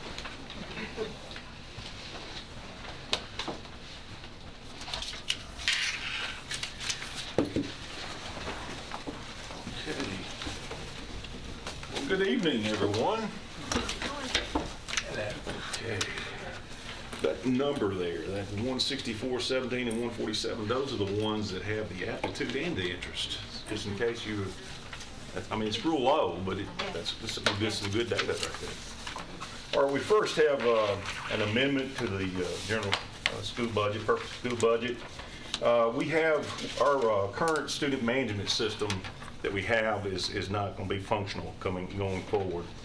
And what it does is it interfaces with our state system. So not only are we talking about accountability in terms of funding with our ADM, but also through our academic accountability. You know, how many graduated, how many had early post-secondary opportunities. So what we're going to have to do, we're going to have to be moving to a new system next year. But prior to that, we have to do what's called data migration, where we go back, I think we're going back 12 or 13 years and move that data to that, prepare that data to that platform. So this is what the First Amendment is. It says this amendment funds $256,125 for data conversion costs the system will have when we change to the new attendance system that will need to be in place for the 2019-20 school year. Staying with our existing system will not be an option. The contract for the new system will be for the 2019-20 school year. However, the conversion cost needs to be for the 2018-19 expenditure, and funding for this conversion cost needs to be in place by April so that the system switchover can be completed before the school starts.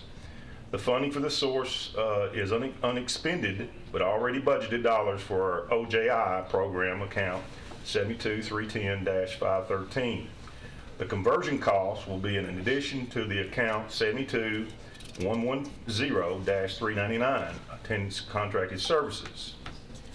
Motion to amend general purpose school budget by increasing the account 72110-399, attendance contracted services by $256,125, and decrease the OJI program account 72310-513 by the same amount as presented.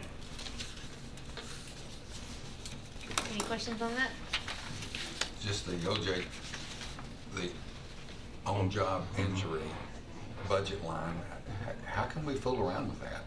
Because our claims have been good enough historically. Last year, we were only charged half of our budgeted amount, and we're in the same situation again this year. And that amount could just be left alone and go back to the general fund. Let me just say this, that if we don't have our conversion in place.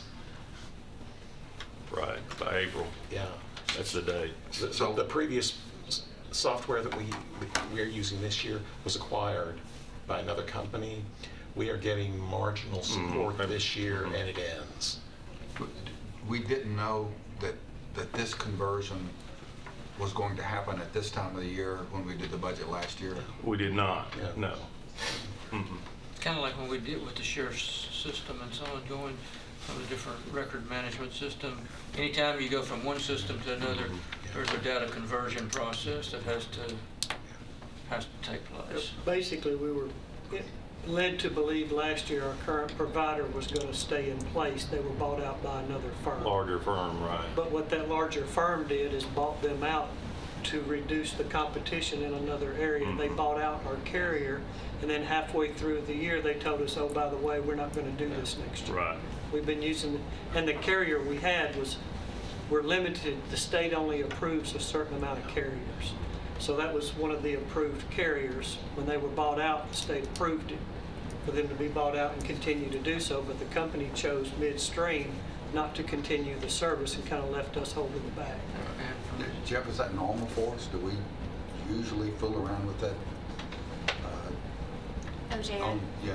The on-job injury Well, fund? we budget an amount based on our historic long-term claims.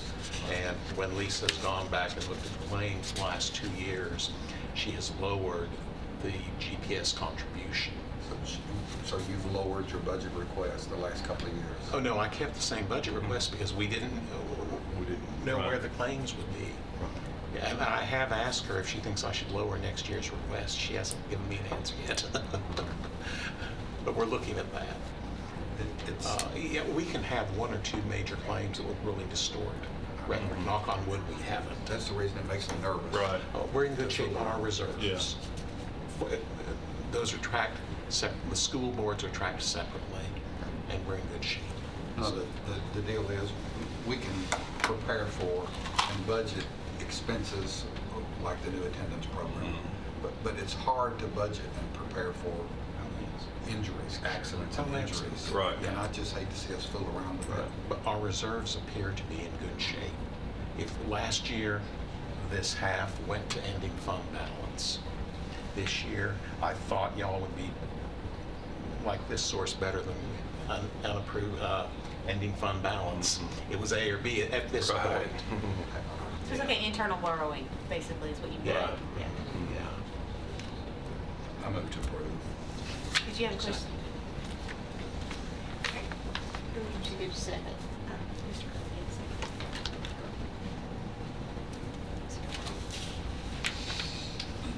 Commissioner Cook? Yes. Commissioner Urban? Yes. Commissioner Gammon? Yes. Commissioner Gurley? Yes. Commissioner Harris? Yes. Commissioner Phillips? Aye. Commissioner Allen? Yes. But before we get off of that, our old system, the one that's won't work anymore, how old is it? We've had it for a good 8, 9, maybe longer than that. Yeah. Yeah, we've been using it for a long time. Yeah. We went And to one of would- the state's approved providers. We would have continued if they'd have stayed in Yeah. business. It's no different than anything else. They purchased a program, and it was a cheaper one. We had Yeah. no frills and stuff like that. In fact, we did have some issues with it. We'd have to go back and audit some of the stuff with the state because of the mix-up. But once they purchased it, they did away with it. Yeah. So, Yeah. Is this thing required like yearly updates or upgrades or? Yes. We have about, and I have a higher amount in next year's budget because there's been some discussion at the state level of cutting what they pay toward this contract. But last week we cut a PO because we've been disputing the cost a bit, just by pennies per student, 87,000. Next year's budget will have a higher amount until we hear that the state, if we hear the state is funding the same percentage of it, we will blow that out. Right. Next year's request. I think, was it somewhere around $1.91? Something like that, yeah. We don't know what it. Yeah. Is that categorized as a maintenance agreement, or how do you have it categorized? It's kind of it's kind of a maintenance agreement. It covers the upgrades that the state requires and all of that, so.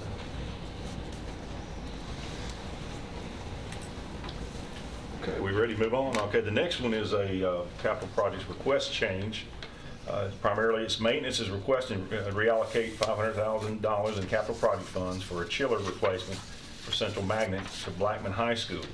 Now, the two chillers at Blackman High School are nearing failure, and maintenance believes they can delay the request for Central until the 2019-20 budget year. Recommend motion to approve changing the $500,000 budgeted for Central Magnet chiller and the capital project funds so the chiller at the Blackman High can be replaced. I think it was a couple of weekends ago, Friday night, both of them went out at Blackman. And maintenance worked, I think, just about all weekend, including Sunday, to actually get one up and limping around to work. So although both of them are, Central Magnet could make it through another year, but Blackman's, there's no way that theirs would be able to make it through. How did we not see this last year, that Central Magnet would be the issue and instead of Blackman really being the issue? We do an analysis of the equipment every year. The analysis was last year that Blackman, we were going to ask for Blackman this coming budget year, and that Central was in. But it's like a motor on a car. Sometimes you don't know when it's. So you do some type of a predictive time. Yes, sir. Yes, sir. And Blackmans were actually 3 years newer. And based on the age and the condition they were in, can't explain to you why. Right. It went out in the middle of the Navy band concert when they were here the other night. That's when it went out. And Luckily, we had someone there. we did, or we wouldn't have found it till Monday, and we possibly could have been in a condition of not having to cancel school. But we were able to take the parts from two and make one. Maintenance did and got it back up and running. Cannibalizing it. So, to get us by. But yes, sir, that's the reason. And how much was that again? It's for two chillers, it's $500,000. roughly 250,000. We'll put it out for bid, but that was our budget. That's the budget. Pretty much, you're replacing the ones that are there with identical ones, Yes, sir. Okay. Newer makes and models, and their life expectancy is, 18 to 20 years. so these are the original ones that were at Blackman? Yes, sir. Wow. Move to approve, Madam Chair.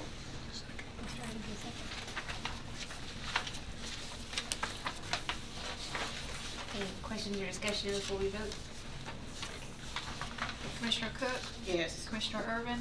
Yes. Commissioner Gammon? Yes. Commissioner Gurley? Yes. Commissioner Harris? Yes. Commissioner Phillips? Aye. Commissioner Warren? Yes. All right, next is the purchase of property for connection to Holly Grove Road. For the Matthews property, there's a map attached.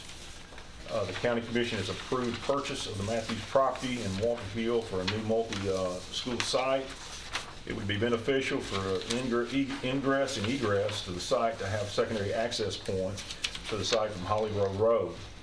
Sanford Campbell and Dolores Campbell, the adjoining owners for the Matthews property, have agreed to sell, a 100-foot wide strip to the Board of Education to allow connection road from the school site to Holly Grove Road. The 100-foot wide strip will consist of approximately 2.75 acres, more or less, and the purchase price would be $42.5 per acre. This is the same price as the Matthews are paid for the property. Recommend motion to approve the purchase of the 100-foot wide strip of property from Sanford Campbell and Dolores Campbell to Holly Grove Road at a price of $42.5 per acre, subject to the county commission approval and funding, and authorizing of the chairman of the board to sign the contract to that effect.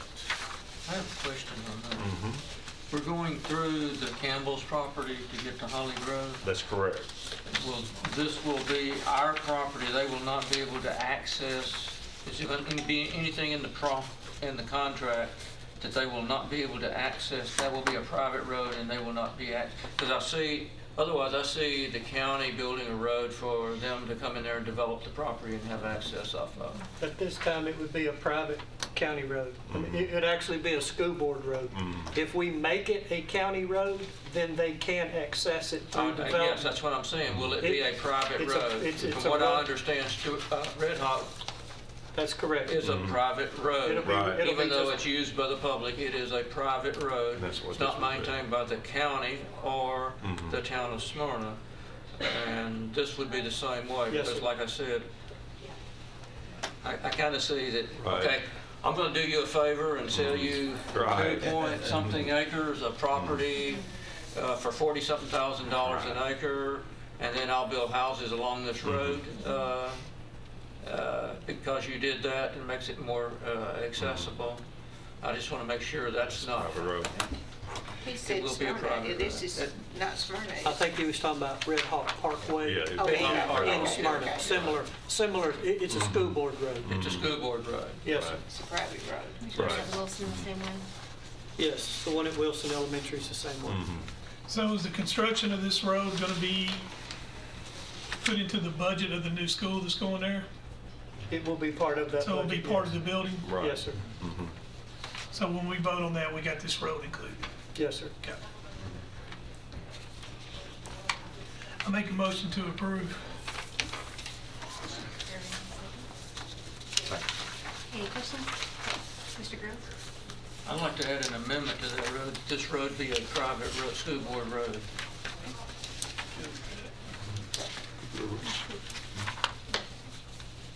I mean, I am concerned about that.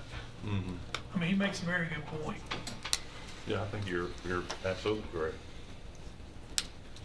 Trey, how do we document that? Jeffrey put it in the contract. Well, I'm just thinking about us going We can, forward in terms of, because I know we talk about turning things over to the road Well- board, and in this case, we wouldn't, so. Greg Brooks and I, at Commissioner Phillips' request, have had 2 meetings since the last time I was here. And one of the conversations that we've been having is this exact situation. Because this And was a he- concern at Christiana as well, Yes, right? and he and I have had some brainstorming sessions, and I don't want to take Greg's Yeah. thunder away, but what we think we may have come up with is when we build long roads, whatever they may back out to another road similar to this, we're not in the road maintenance business, the county road department is. But if we build the road and turn it over to the county, then it becomes a county road, which exactly what you're talking about comes into play. And if somebody comes in and develops it, Doug DeMossi at the planning department can't tell them no, because it's a city or a county road. But we're not set up to maintain roads other than general maintenance on our school properties. So one of the things Greg and I are kind of been talking about, we don't know how we do this yet, but is to make this a Rutherford County road, so that, a school board road, like the one at Wilson, and have a gentleman's agreement or between the departments with the county commissioners that they maintain it. Well, I ran into that. The county has a similar to this, to the Lynch Hill Tower site. It's about 1 mile long. It's hill and dale, and it's a 20-foot wide deeded easement. Well, when I started on the tower project in 11-12 time frame, could not even get up there. Hardly even in 4-wheel drive. So we talked to them, and the law says they cannot do maintenance, they cannot spend maintenance, county, state maintenance funds on any private property. However, they can if we reimburse them for that. So we reimbursed them the cost of that, cleaning out the ditch lines, putting in a pipe or two, grading the road, putting some tailings on it, and so on. And EMA from County General paid that cost of that, I wouldn't say improvement, but to get the road where you can get a 4-wheel drive truck up it. And so I see that where you're talking, you That's could kind go of into what Greg and I are talking about. There's a way, because what happens if we turn it over to the county, then exactly what these gentlemen are talking about comes into play, then the developers can tie on to it. Unless it's a request of the county or the city that we actually build a road, which we do from time to time. We built DeJarnett Lane as part of the Oakland Middle project, but that was at the city's request, and nobody's...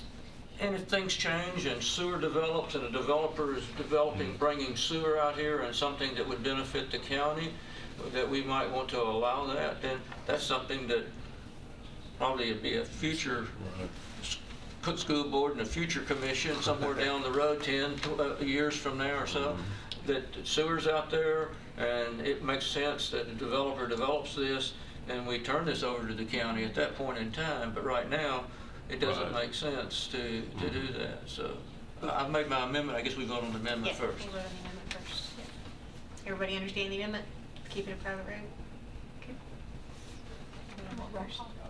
Yes. Commissioner Cook? Yes. Commissioner Urban? Yes. Commissioner Gammon? Yes. Commissioner Gurley? Yes. Commissioner Harris? Yes. Commissioner Phillips? Aye. Commissioner Allen? Yes. Okay, and on the original motion? Any questions? Yes, as amended, correct, thank you.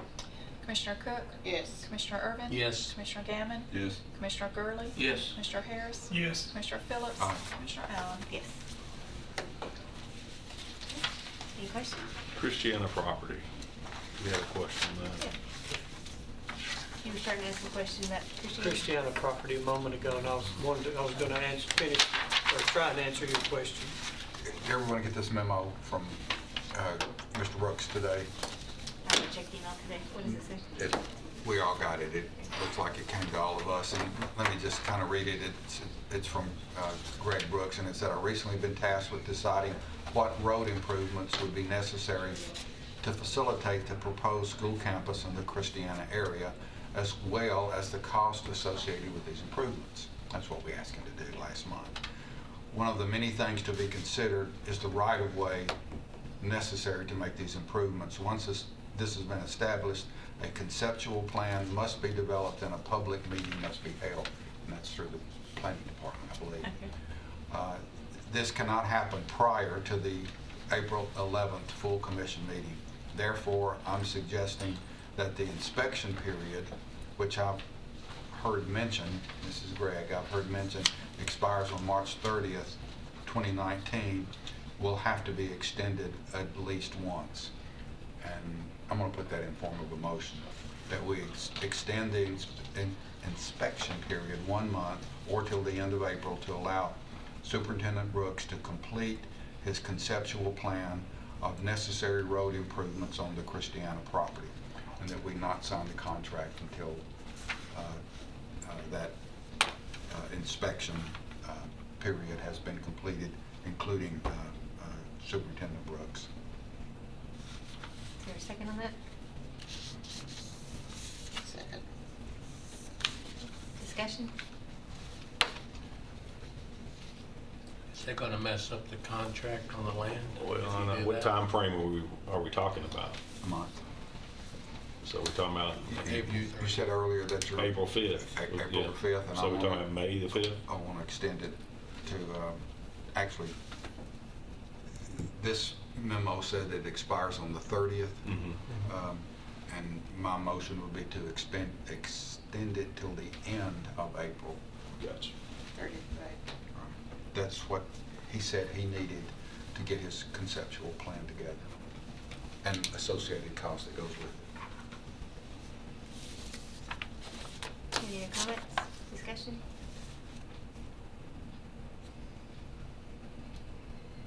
Do you have anything you want to add, Mr. Spurlock? That's problematic for you in any way? No, not really. Well, the only reason that I ask is because, we spent a lot of time Right. talking about this at the commission meeting the other night, and I was prepared to make an amendment to the motion on the purchase for this very thing. Right. And it was obvious to me the wish of the commission was Yeah. buy the land, we'll make the improvements. I didn't take away from that that anybody wanted to put any restrictions on that. So Well, that's why I I'm do. opening I up mean, the I think conversation. we're getting the owner obviously is wanting to close on it, and that's been articulated to many different people. But I mean, we're going to have to, if you're asking me, am I in favor of purchasing it on April 5th? Absolutely. Well, this goes back to my point we talked a lot about around that commission meeting time, which was the reason that I was going to add the amendment was because the county commission has never inserted themselves into Right. your inspection period. That has always been for you to tell us if it satisfied and you proceeded with the contract. And so since we didn't do that, I'm just reluctant at this point to retroactively insert ourselves into that. Given the conversation that was had at the commission meeting that night, it was very clear to me the sense was buy the property, we'll figure it out, or proceed, we'll figure it out. So if I remember that wrong, or if you all have other impressions, please share that. Because I'm telling you, I was prepared to add it, but that was not my takeaway. I think you're right on. I commend Superintendent Brooks for getting right onto this hastily. I did not expect to even hear anything this quick. He and I met twice. We've had two long, short meetings. So I commend him and so on to getting onto this, but I really don't, I mean, we looked at 2 other parcels out there. It's just total of 3 parcels. They all got road problems, and something I think probably maybe the others more so than this one. And we're going to have to probably do something with the roads. Yeah, I agree with you. So I don't know that that's going to affect the decision of whether to buy it, unless you come back and want to come back and say, no, we really don't need to build schools out in that area. I wished. Personally, I think we need to move forward with it. We're pushing it down the road. Now, I get it. We're not ready to build, but we need to. If we're going to buy the land, we've been working on this since I guess in August. I guess as it was, and we're going to buy the land, and this is where the school board says that they want the land because it's addressing more than one school. Then it would be my favor to to go forward with it instead of waiting for another month. I'm not 100% sure what that really means, but what it means to me is that our road superintendent, Mr. Brooks, says we're going to have to go through some condemnation to get to this, which is going to increase the cost of that quite a bit, so that $2.4 million that he projected the other night is going to go up. Right. And he's asking for 30 days before we sign the contract for him to come back with a more realistic cost. And I understood, if everybody else didn't understand that, I understood that clearly when we voted on it initially. So, that, Yeah, that was the reason I that 2 didn't point make. something was strictly a Yeah. preliminary cost. I mean, there's, anytime those, unfortunately, most of our right-of-ways in Rutherford County are at the most 40-foot right-of-ways. A lot of them are 30 and some of them are 20. Yeah. And Yeah, and I'm if not I saying. go outside that right-of-way, you gotta buy the land on either side of it. Yeah, I was just saying, I'm not saying it's a bad idea, Jeff. I thought that's where we were headed at the commission meeting. I mean, I had it in my notebook, I had the motion written out, and based on the conversation at commission, I just felt like the wishes of the commission were not going to support that, so I didn't make that amendment. So that's the only reason. I'm not saying it's a bad idea. You know, I'm all for planning. So. But the county needs to know what the cost is. And that's- that's exactly what we were asking for. Right. And now Mr. Brooks is wanting us to give him another 30 days, so I think we need to go on with it. I don't know, he's asking, this is an informational thing. He's saying it's gonna take, we're gonna take some time to get cost, and it's gonna cost more. I mean, that's just common sense. Any input from the mayor's office?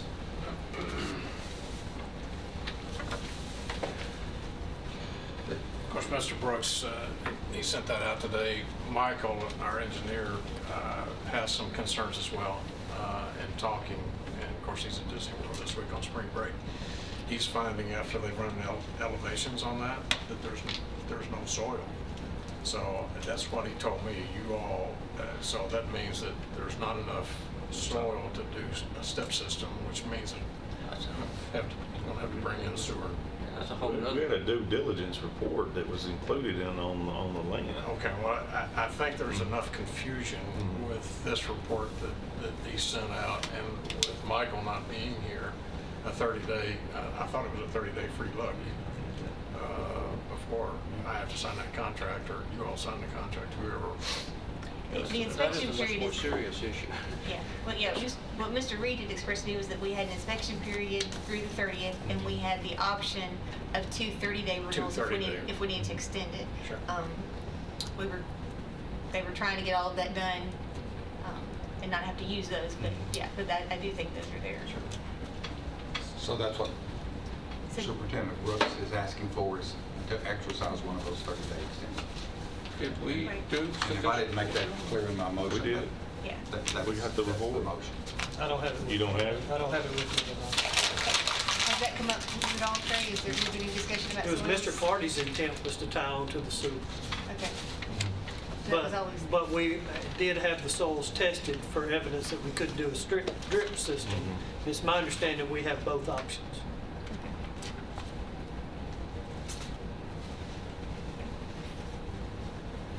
But I have the report, I guess. and I'll review it tomorrow.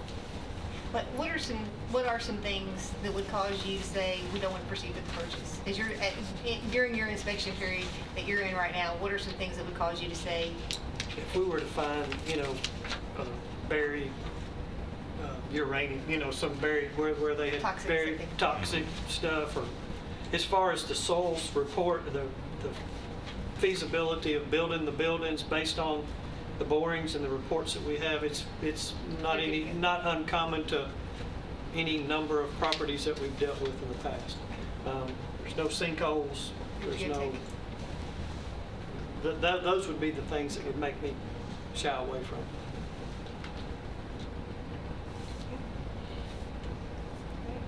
everybody understand the motion? Oh, No? Go ahead, Mr. Freeman. yeah, like I said, if it's coming, it's a matter of questions about right-of-ways on roads. That's pretty obvious. I would not hold up anything, but if we've got other questions about, Mr. Lee, can you enlighten me? What was we were going to do what in terms of providing waste disposal there? I met with Gary had been meeting with Valerie Smith at Murfreesboro Water and Sewer. Sewer is available. It's across the road from us. It goes to that truck stop out there. No, it doesn't go that far. There's a subdivision. It's Buchanan Acres. Really? I Yeah. thought he went all the way to the truck stop, didn't you? No, we don't have to go there. The sewer does. It goes from Buchanan Estates. Murfreesboro Water and Sewer is no longer servicing outside their district unless it's a school or a park. They do have the capacity. I've met with her. We have the option. The original design for that development was gravity, but we would have the option to do gravity or force main, or we would have the option to possibly do a step system. And once it was all purchased, then I was going to do an analysis of all three systems and see which was the most cost effective for us as a system, and then recommend that particular system.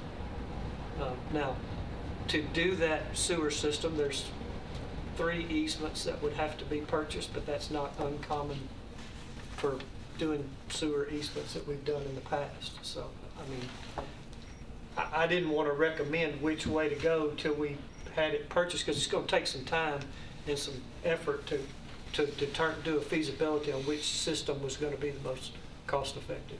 And since it's going to be just us on the system now, then they're not going to allow the local developers or anybody else to tie onto it.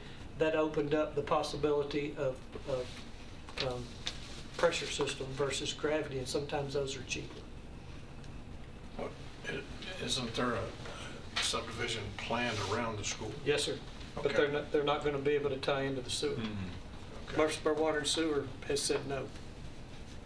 They're no longer selling outside and they made this very clear. It's us or nothing. And that subdivision is going to use the roads that we improve. Depends on how we get those roads. Well, see, that's why those two guys think that there needs to be, to clear up some of this confusion, a 30-day free look. Yeah, and we've talked about that for these roads, kind of like what we Were were you just. in here when we just did the road on the north? No, sir. We just had an amendment, we had an item to buy an easement, 2.75 acres for, to access Holly Grove Road to the 231 North. I made an amendment to that motion that the school board presented, that will be a private road, where, and I brought up the fact that I didn't want to buy 2.75 acres and then someone comes and sell off the land adjacent to that, take advantage of our road as development. So it will be a private school board owned road. And that's what he's talking about right there. So the developers will, depends. In the meeting with Mike and Greg, that was one of the things they brought up for those 2 access roads out there, that we do them the same way. And my concern was, which to reiterate, is that the only problem, we don't have a problem with that as the school system. The problem is if those roads are long enough, we're not in the road maintenance business. So Greg and Mike and I were trying to come up with a creative way to keep it private, but the county road department be able to maintain it for us. We would take care of the stuff inside the campus like we do now, and they would maintain those. For that exact reason, they were concerned that the developers would come in there and tie into it, then the roads wouldn't be big enough. So we're working through that. There again, The road that we saw, though, wasn't the 2.6 acres. no, That's the one out north. no, this is, the 2.6 acres is Matthew's property. Oh, okay. We're on Christiana now. That's what I So was- those roads are a little bit longer. Right. Yeah, that's what I was talking about, Christiana. Yeah, Christiana's different. More discussion, question? Could we get the motion restated? Sure, you got it? I'm gonna have to get it Do you up. have the Okay, yeah, you the got it. memo? I can reread it. I passed it down for you guys to look at.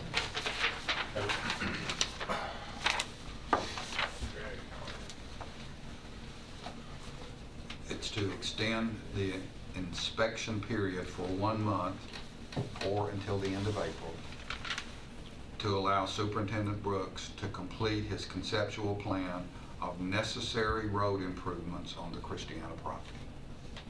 His conceptual plan. That's what he asked for. Okay. and I'm just putting his words. in But the I thought he form of was in motion. the meeting last time when we were talking about this. And, you know, he knew the property had to be purchased by April 5th.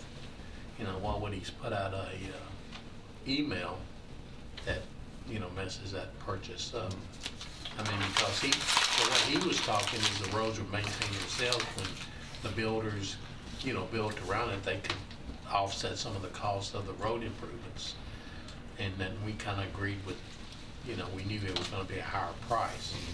It's going to be a massive road project to do this. And it's going to be expensive, and a lot of it we won't recoup from developers. I understood all that when we voted to buy it, so. If I understand, the regular contract though comes up, what, April 5th as far as signing? That's right. So, but there's an option for two 30-day periods. So I'm talking April and May. Right. That you're not Yeah. having to pull the trigger, so to speak, without all of your information. But we're talking and about- still be able to buy the property. But we're talking about roads outside the property. And we know we're gonna build the roads. I mean, that's what I was, my understanding. I mean, or if we're not building roads, then we probably do need to, you know, toss it. Yeah, I think you were outside the room, Mr. Sandlin, when we were talking about this a little bit ago, is that, you know, I was prepared to make an amendment to the purchase when we talked about this at the commission meeting. I had it written out in my notebook to say, you know, let's add this road piece as part of one of the reasons we would pull the plug on the contract as this study has been done. Because Mr. Brooks had a short window of time to really try to dive deep into this. It was very clear to me, based on the conversation that was happening on the floor, that it was the will of this commission to buy that land and make the road improvements, period, whatever that took. So I didn't make that amendment. I didn't add that to it. I think it's smart to plan. But this is the trickiest part for me personally, is that as a county commission, we have never inserted ourselves into the inspection period in purchasing land. We've always left it up to the school system to tell us if it is satisfactory or not to proceed. And so that was part of the reason that if we were going to make that a caveat to the purchase, I felt like it needed to be added as an amendment the night that we made the motion to make the purchase. And so based on the conversation on the floor, I didn't make that amendment. I let it go through as is. So that's part of what I'm struggling with now is now it feels like after the fact, we're trying to reinsert ourselves back into the inspection period, implying that based on whatever he comes back with in 30 days, we may not proceed with the contract. And that was not my impression of the wishes of the commission the other night. So that's what we were discussing when you guys were out of the room. So. I have a comment about that, Yeah, but yeah, I don't please, know no. if it's proper. I'm not a county commissioner anymore, Yeah. but I was for 24 years. Yeah. And if it doesn't do any damage to the purchase of the property, what's another 30 or 60 days to get your ducks in a row? It's How do not we- our money, it's the taxpayers' dollars Right. that you all, as county commissioners, are writing the check for the property. Y'all are the elected officials. These guys here, in no disrespect whatsoever, are not elected, and y'all set the tax rate. I think everybody's doing a great job here, don't get me wrong, by any form or fashion. I'm not saying that whatsoever. But as a realtor of 20 years also, if you can take another look, instead of purchasing the property and seeing that you have a major problem over here and it's going to cost you millions more, 1, 2, whatever it is, you know about it. And you can plan for it and you know how much you actually going to have to spend. But if those surprises pop up afterwards, now you got a very expensive piece of farmland that can't be a school site. And that's all I'm saying. Right. No, I understand. I that. mean, I apologize if I'm stepping out of line. I feel better by saying that, but you're setting the tax rate and you're having to pay the bills. And We have already walked through that before your time. Yeah. I know Jeff has, Steve has too, and the Rock Springs School. Because we have no idea how much that wall cost us. right. And I think we the ask school it, board, and is going to be really, really more workable with the planning commission and the road board from here on out. And I think that's awesome, because we are all going to make a better Rutherford County, and that's what we're all trying to do anyway. So that's all I'm saying. And I apologize if I spoke out of turn there. I didn't really mean to. We need to know how much it's gonna cost. Okay, I got a We have to question. plan our cost. I got a question, Chairman. Are we taking, are we tabling things and letting some come, I mean, are we suspending the meeting and having someone speak from outside the committee here? Yeah, I'm sorry. I invited him to speak. I'm sorry. I was out of order and All right. probably not making My thing is, I mean, like I think you said, and like a lot of them said, you've never told the school board where they purchased the land. When the money was allocated, was borrowed, okay? It was put under their, you know, their responsibility of finding land to bring back to you guys and say where they bought it and what they're paying for it and how they've done their due diligence. I think, if I'm not correct, we sit in a meeting where Mr. Clardy had all that presented to the committee. And we did the due diligence work to a greater extent than we have in the past at the request of the commission. We ruled out 2 other sites in Christiana because we thought this was the best site because of issues on those other 2 sites. You indicated, Madam Chairman, that you were prepared to do certain things. And I was also. And I realize I'm the lone wolf. Okay, don't get me wrong, I realize that. And I have the same exact objection to purchasing that property without having this information up front. And I think we have asked Superintendent Brooks to be on the front end of this, and that's what he's trying to do right here. In his letter, that's all he's trying to say, is that if you really want me up front and you really want the information, extend for 30 days. And that's what my motion says. If you guys want to say no on it, it's 100%. No on the motion, I understand. But I'm going to support it because this is what at least this commissioner is asking to do. We want his involvement up front. We didn't have it. Right. And he gave us some hurried information, and he says he would prefer to do a better job. And he wants us to extend it at least once. That's my motion. I think there's, any piece of property we buy out in rural Rutherford County is going to require roads.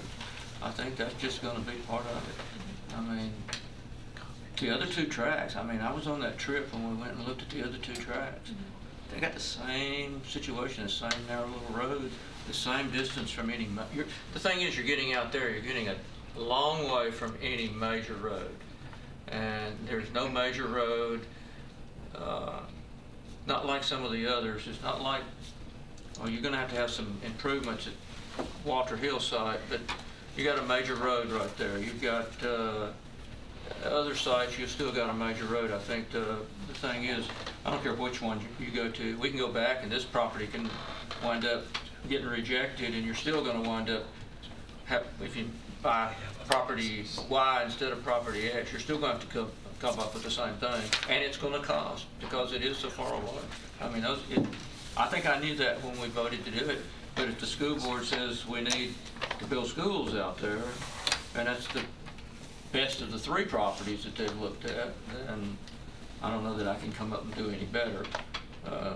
Mr. Lee, and will hold his foot to the fire, says there are 3 options for disposing of waste. I'll take him at his word and go from there. Anybody have anything else? Anyone want to give us a roll call? Commissioner Cook, Yes. Commissioner Urban, We're voting on the motion to extend the inspection period for 30 days with the possibility of not purchasing the land based on what Mr. Brooks comes back and finds. Where does it say in the motion about not purchasing the land? Well, why else would we extend the inspection period? To get better information on the cost that it's going to take to build the roads. Okay, I thought I understood you to say, maybe I just misunderstood. I don't know if the cost of the roads, I mean, we discussed that in the meeting, that the roads, if we borrowed it, if it came out, we would have to split it with it. Right. I misspoke. It's not necessarily on the cost of the roads, it's part of it, but the conceptual plan of what he needs to do to have access to that property. Okay. What he needs to do. And then you want to extend the inspection period to know what that number is? I want to But we're- expend the, I want to, the motion is to extend that period so that he can come back with his conceptual plan of what he needs to do to improve roads to get to that. Not necessarily that it'll be any more than it was, but he had one idea, but what he's asking for is more time to look at, is there better ways to access that property? At least that's the way I read this. I apologize that you guys didn't get that, but he wants a conceptual plan as to how we access that property. Not just from one little narrow road, but what's the best conceptual plan to access that property. Okay, so the only thing I'm thinking about that is if you're extending the inspection period, the purpose of the inspection period is to give you an opportunity to walk away from the deal. And so that's what I'm trying to understand is why would you extend the inspection period if the purpose is not with the intent of whatever you find out making you walk away from the deal? So we just need to make sure that's understood in the motion, that that's the reason for the inspection period. So if I ad-libbed that part, I apologize, but I thought that was contained in the essence of your motion. Therefore, I'm suggesting that the inspection period be extended at least once so that he can present us with his conceptual plan to access the property. And I think that's what this motion says, to extend the inspection period for at least 1 month to allow Superintendent Brooks to complete his conceptual plan of necessary road improvements on the Christiana property. No mention about cost. And if you want to read something into that, Okay, yeah. that's your prerogative too. Yeah, no, I'm just trying to make sure, Mr. Urban, Yeah, I thought he said he was already making road improvements last time. He was making some incidental making improvements, some. but not So he with doesn't this have- in mind. Yeah, I know, but I mean, he doesn't have a ballpark idea on what these new roads would be. I spent a lot of time with them the week leading up to that meeting. I spent a lot of time with them looking at all of this, and I had Doug and Mike, and we had Phyllis come in, who was part of the Hallsville Pike acquisition, and learned a lot during that period, during those conversations, because I wanted to make sure that I really understood his concerns and what we were getting into, which is part of the reason I was ready to make that motion to put that as part of the inspection period. But when I took the temperature of the commission and I saw that you wanted to buy that land, that was my read on it. And knowing road improvements were going to have to be made, I didn't make that amendment. So he has a general idea, but engineering and what he does is such a precise science, and Mr. Lee may be able to speak to this even better. There's so many variables that go into him coming up to us with a number. He was ballparking a number, but that could be a high number. It could be significantly higher than the 2.7 or whatever he put in front of us. But just like Mr. Gurley said, if we're going to put these schools anywhere, you know, you're going to have these road improvements. And every one of those projects is going to have some flexibility to it of you know, what's going to change that number. So don't hang your hat on 2.7 because it could be 6.7. I don't know what it's going to be. And I think that's what Mr. Phillips is trying to say is, if it's going to be 6.7, I just want to know that. So, That's what I've been saying for yeah. several years now, okay? Yeah. That he has to be part Absolutely, I credit you of with our that. planning Yes. process. Yes. And if we go ahead and purchase this thing on April the 4th, he's not part of that, and that's what I'm against. I'm not against buying that property, and I said that before, and I voted for it the other night. But he's asking for an extension, and I want to honor his I get request. you. I understand that. Okay. We were in the middle of voting. Robert's rules is all over the place with this tonight. I'm sorry, y'all. Okay. It was Mr. Urban's time to vote. No. Commissioner Gammon, No. Commissioner Gurley, No. Commissioner Harris, Yes. Commissioner Phillips, Yes. Commissioner Allen. No. 4 noes, 3 yes. Not to extend it. Not to, yeah. Well, to not, not to. Not to extend. Yeah. That's right. You have your permission to proceed. Anything else? Let me ask you one question before we get off that. It's probably a dead subject, but does the mayor have to sign off on that? On, When we buy that property on April 4th, does the mayor's office have to sign on that? I don't know, I don't know, I don't know. I don't know who signs the contract. I think so. Do we buy the property within not Well- knowing what the roads are gonna be Well, then? here's the thing, the mayor does what the commission gives him the authority to do. So if the commission has given him the authority to purchase that property, which we did at the last commission meeting, then that's what he'll do. Are you implying, Jeff, that you think the mayor wouldn't sign off on it? Is that why you asked that question, or? I'm just asking, I'm thinking that all this property belongs to the county, doesn't belong to the school board. Right. The school board builds the schools and the schools belong to them, but the property still belongs to the county. So I'm thinking that for us to buy that property, the mayor has to sign for it. I would think that the commission, if the commission votes in favor of purchasing the property, would Correct. that not how it works? Well, the way any resolution works is the commission grants the Authorizes. authority for whoever the appropriate officials are to sign the contract. Right. So if we've given him the authority to sign the contract, we haven't left it up to him. We haven't given him the decision to sign the contract. We've just given him the authority to sign the contract. But I guess the thought that's running through my mind right now is if the mayor has to sign off on it, and he reads this memo from a department head of his saying, give me 30 more days to look at it, we didn't give him specific orders to sign that contract on a particular date, right? Oh, Yeah, we I'll have did. to reread the We gave resolution. him- I don't know what the resolution said. It didn't say have to sign it on April the 5th. We could pull it and see. I don't know. That's just what I'm saying. I'm just asking those questions. Yeah. And I don't know. Yeah, I'd have to see the resolution, and I don't remember.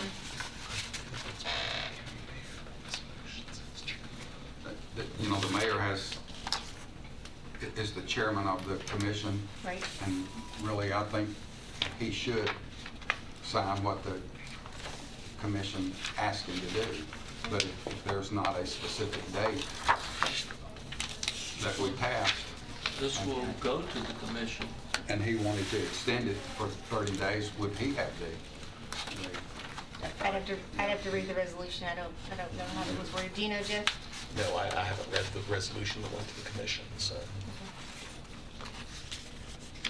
don't know if we can get to from our iPads or not. Thank you for listening to my Absolutely. point of view. I appreciate it. Always welcome. All right. Anything else you want to talk about? Not at all. Very good. All right. Thank you. I'll entertain a motion to adjourn. So good. Very good. Thank you all. Did we get to all the budget?